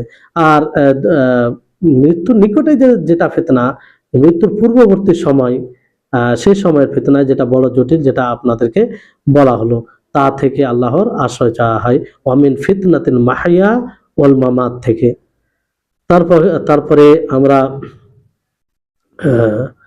ওয়ামিন ফিতনাতিল মাসিহিদ দাজ্জাল, এটার ব্যাপারে ভাবার্থ আমরা জানলাম যে দাজ্জালের ফিতনা বড় ভয়ঙ্কর, যা থেকে সমস্ত নবী সতর্ক করেছেন, অথচ তাদের জীবদ্দশায় আসেনি, তারপরেও সতর্ক করেছেন যে এটা কত বড় একটা ফিতনা, যে মানুষ প্রকাশ্যভাবে জানা সত্ত্বেও তার ষড়যন্ত্রের জালে আবদ্ধ হবে মানুষ।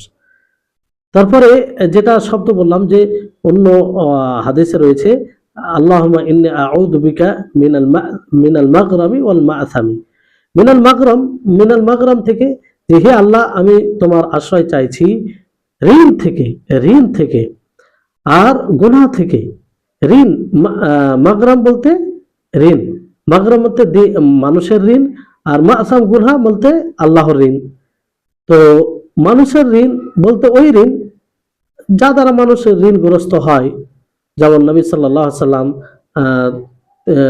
নবী সাল্লাল্লাহু আলাইহি সাল্লামকে জিজ্ঞাসা করা হলে তিনি বলেন যে সবচেয়ে বেশি যেটা থেকে মানে আল্লাহর আশ্রয় চাওয়া হয়, চাওয়া উচিত, চাইবে তুমি, সেটা হচ্ছে যে আহ, সেটা হচ্ছে যে একজন ব্যক্তি যখন ঋণ থেকে মানে সবচেয়ে বেশি আশ্রয় চাওয়া উচিত আল্লাহর, যে জিনিস থেকে চাও সেটা ঋণ। কেননা একজন ঋণী মানুষ কি করে, যখন কথা বলে মিথ্যা কথা বলে, আর প্রতিজ্ঞা করে তখন সেই প্রতিজ্ঞা ভঙ্গ করে, ওয়াদা ভঙ্গ করে, বলে না। যখন ঋণী হয়েছে স্বাভাবিকভাবে দেখবেন যে ঋণী হয়ে যায়, যে ব্যক্তি ঋণী হয়ে যায় সে কি কি হয়, যে ঋণী হওয়ার সময়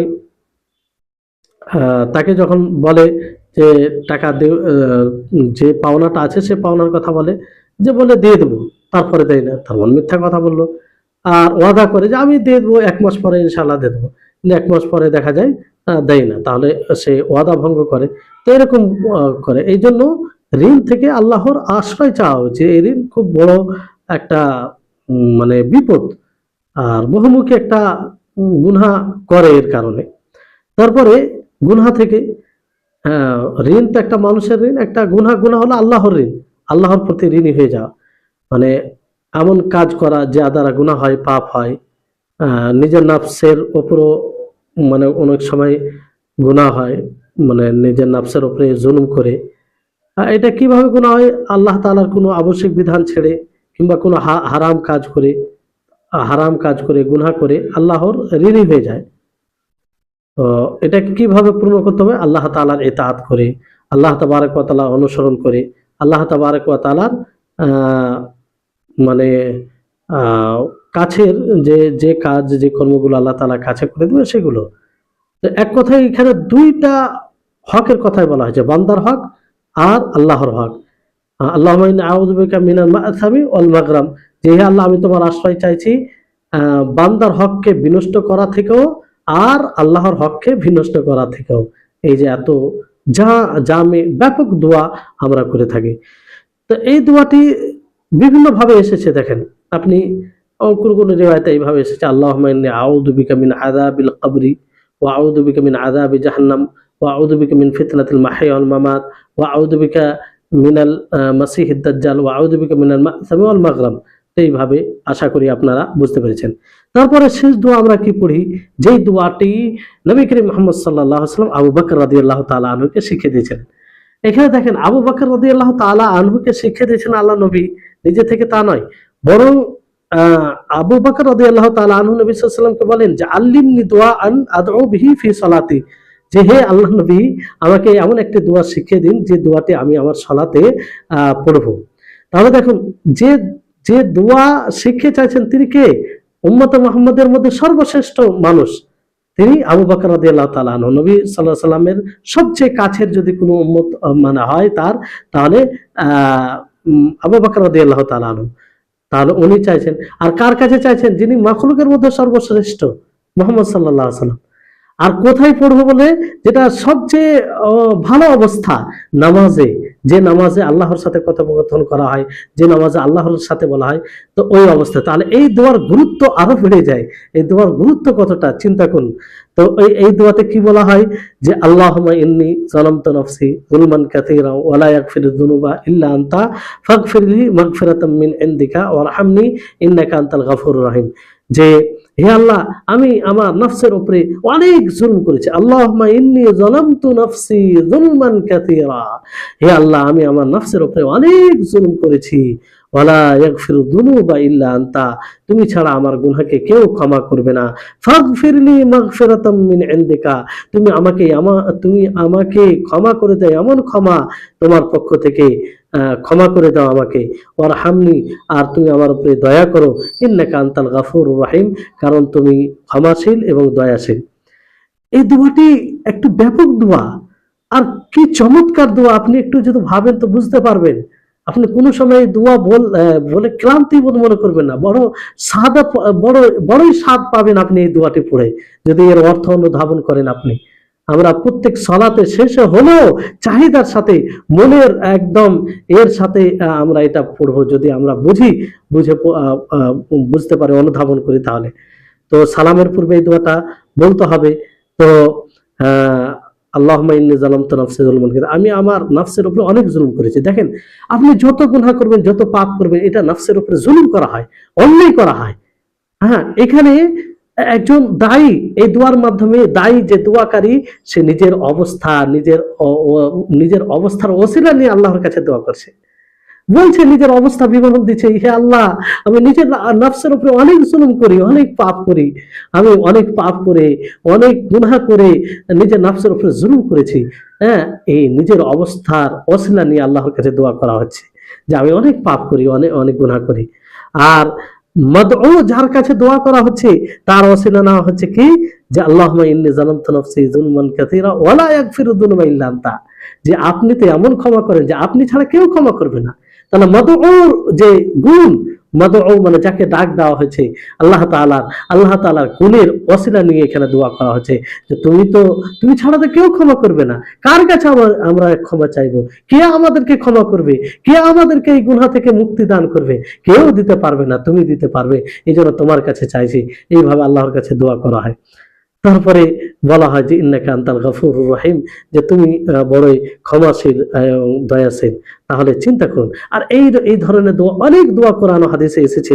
যেমন মুসা আলাইহিস সালাম দোয়া করতে গিয়ে তিনি বলেন যে রব্বি ইন্নী লিমা আনজালতু ইলাইয়া মিন খায়রি ফাকির, যে হে আমার প্রতিপালক, ইন্নী লিমা আনজালতা, যে তুমি আমার উপরে যা নাজিল করেছো, হ্যাঁ, তার আমি ভিখারি, উত্তম ভিখারি। তাহলে এখানে নিজের কথা, যেমন মুসা আলাইহিস সালাম, এখানে মুসা আলাইহিস সালাম আরেক জায়গায় কি বলেন, নিজের অবস্থা বর্ণনা করতে গিয়ে, যে রব্বি ইন্নী যালামতু নাফসি ফাগফিরলি, যে হে আল্লাহ, আমি আমার নিজের নফসের উপরে জুলুম করেছি, তুমি আমাকে ক্ষমা করে দাও। তাহলে দোয়ার সবচেয়ে উত্তম পদ্ধতি হচ্ছে যে নিজের দুর্বল অবস্থাকে বর্ণনা করা এবং আল্লাহ তাবারক ওয়া তাআলার গুণকে উল্লেখ করে তার কাছে তা চাওয়া। এটা দেখুন, নফস এটা আমানত স্বরূপ দেওয়া হয়েছে। নফস আছে বলে আমরা এটাকে যেমন ভাবে তেমন ভাবে ব্যবহার করতে পারি না, এটা আমানত স্বরূপ, এর খেয়াল রাখতে হবে আমাদেরকে। এই জন্য গুনাহ করা মানে আপনি নফসের উপরে জুলুম করা, পাপ করা মানে নফসের উপরে জুলুম করা, এটা মনে রাখতে হবে। আপনি হারাম কাজ করছেন মানে নিজের উপরে জুলুম করছেন, অন্য কারো উপরে জুলুম করেন না, আপনি নিজের উপরে জুলুম করছেন। কারণ শাস্তির সম্মুখীন কে হবে? আপনার নফস হবে, আপনি হবে। তা আপনি কারণ হলে তো আপনি তো জালিম হলেন। এই জন্য খেয়াল রাখতে হবে। যেমন ধরুন, কোনো রাখালকে যদি সে ছাগল নিয়ে থাকে, তার কাছে তিনটি পথ থাকে, যে এক জায়গায় মানে উপকারী ছাগলের খাবার আছে, মানে ঘাস আছে, সবকিছু আছে। আর একটা জায়গায় মানে কিছুই নেই, কিছু নেই। আর একটা জায়গায় মানে ঘাস আছে কিন্তু ক্ষতিকর। তো এটা কখন ভালো হবে? সে যখন ছাগলগুলোকে সেই জায়গায় নিয়ে যাবে যেখানে লাভজনক মানে উপকারী খাবার আছে, সেখানে নিয়ে যাবে, তাহলে তা ভালো হবে। আর যদি সে এমন জায়গায় নিয়ে যায় যেখানে কোনো ঘাস নেই, খাবার নেই, তাহলে সে জালিম হবে। হ্যাঁ, আর যদি এমন জায়গায় নিয়ে যায় যেখানে ঘাস আছে কিন্তু ক্ষতিকর, তো সেখানে গেলেও সে জালিম হবে। জি, সেখানে গেলেও জালিম হবে। তো অনুরূপ ভাবে কেউ যদি গুনাহ করে, হারাম কাজ করে, আল্লাহ তাআলার অবাধ্য করে, তাহলে সে এইভাবে নিজের উপরে জালিম হবে। আর এইরকম ভাবে জালিম হওয়ার অনুমতি শরীয়তে দেয়নি, যা আমরা কোরআন হাদিস থেকে বুঝতে পারি। জি, তো এই হচ্ছে বিষয়। তারপরে আমরা শেষে যে সালাম দিয়ে থাকি, সালাম, আসসালামু আলাইকুম ওয়া রাহমাতুল্লাহি ওয়া বারাকাতুহু, আসসালামু আলাইকুম ওয়া রাহমাতুল্লাহি ওয়া বারাকাতুহু। তো আসসালামু আলাইকুম ওয়া রাহমাতুল্লাহ, এখানে সালাম দেওয়া হয়। তো সালাম মূলত কাকে? সালাম মানে কি? সালাম মানে যে তোমাদের উপরে শান্তি এবং আল্লাহর রহমত বর্ষণ হোক। জি, মানে তোমাদেরকে আসসালামু আলাইকুম রাহমাতুল্লাহ, এখানে বিষয়টা হচ্ছে কাদেরকে সালাম দেওয়া হয়। কাদেরকে সালাম দেওয়া হয়? সালাম তাদেরকে দেওয়া হয় যারা যারা মূলত আহ, মানে সালাম দেওয়া হয় কাদেরকে? তো ওলামাগণ কি বলেছেন যে যখন জামাতে নামাজ পড়বে তো ডান দিকে সালাম দিলে সকলকে, এবং ডান দিকে যারা ফেরেশতা রয়েছে, মুসাল্লি ফেরেশতার মধ্যে যারা রয়েছে তাদেরকে সালাম দেওয়া হয়। আর বাম দিকে যখন সালাম দেবে তো বাম দিকে যারা রয়েছে সমস্ত মুসাল্লি এবং বাম দিকে ফারিস্তা যারা রয়েছে তাদেরকে সালাম দেওয়া হয়, তাদেরকে নিয়ত করতে হবে। আর ইমাম যখন সালাম ফেরাবে জামাতে, ইমাম নিয়ত করবে ডান দিকের ফারিস্তাদেরকে এবং বাকি মুসাল্লিদেরকে পিছনে, আর বাম দিকে তো বাম দিকের ফারিস্তাকে আর বাকি মুসাল্লিদেরকে। আর মুক্তাদিরা আহ ডান দিকে দিবে তখন ডান দিকের মুসাল্লিদেরকে, বাম দিকে দিবে তখন বাম দিকের মুসাল্লিদেরকে, আর ডান দিকের ফারিস্তা ও বাম দিকের ফারিস্তাকে। এইভাবে নিয়ত করবে আর নামাজ থেকে বের হয়ে যাওয়ার নিয়ত করবে এই সালাম থেকে। তো বলতে কি যে আসসালামু আলাইকুম ওয়া রাহমাতুল্লাহ, আল্লাহ তোমাদের সকলকে কষ্টকর বিষয় থেকে আল্লাহ তাআলা হেফাজত করুন। আর অবারাকাতুহু যদি লাগা হয় যে আল্লাহ তাআলা বরকত দোক, এরকম ভাবে। তো অবারাকাতু এই শব্দটা সব জায়গায় নেই।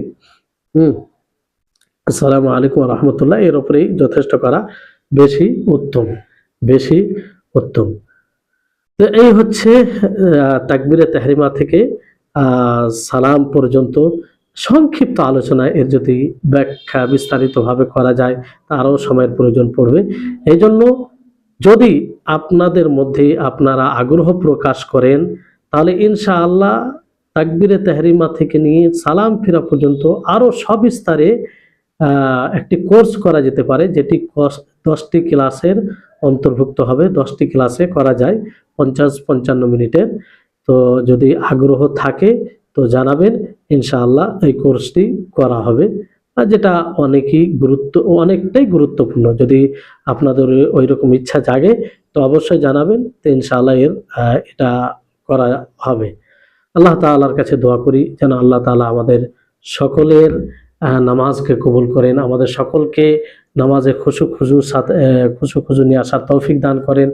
আমাদের এই ক্লাসটি যেন আল্লাহ তাআলা কবুল করেন, আমাদের সকলের জন্য যেন এটা উপকারী হিসাবে গ্রহণ করেন। আমরা যেন বাস্তবে যেগুলো নামাজে দোয়া পড়ি সেই দোয়াগুলোর যেন অর্থ অনুধাবন করে পড়তে পারি।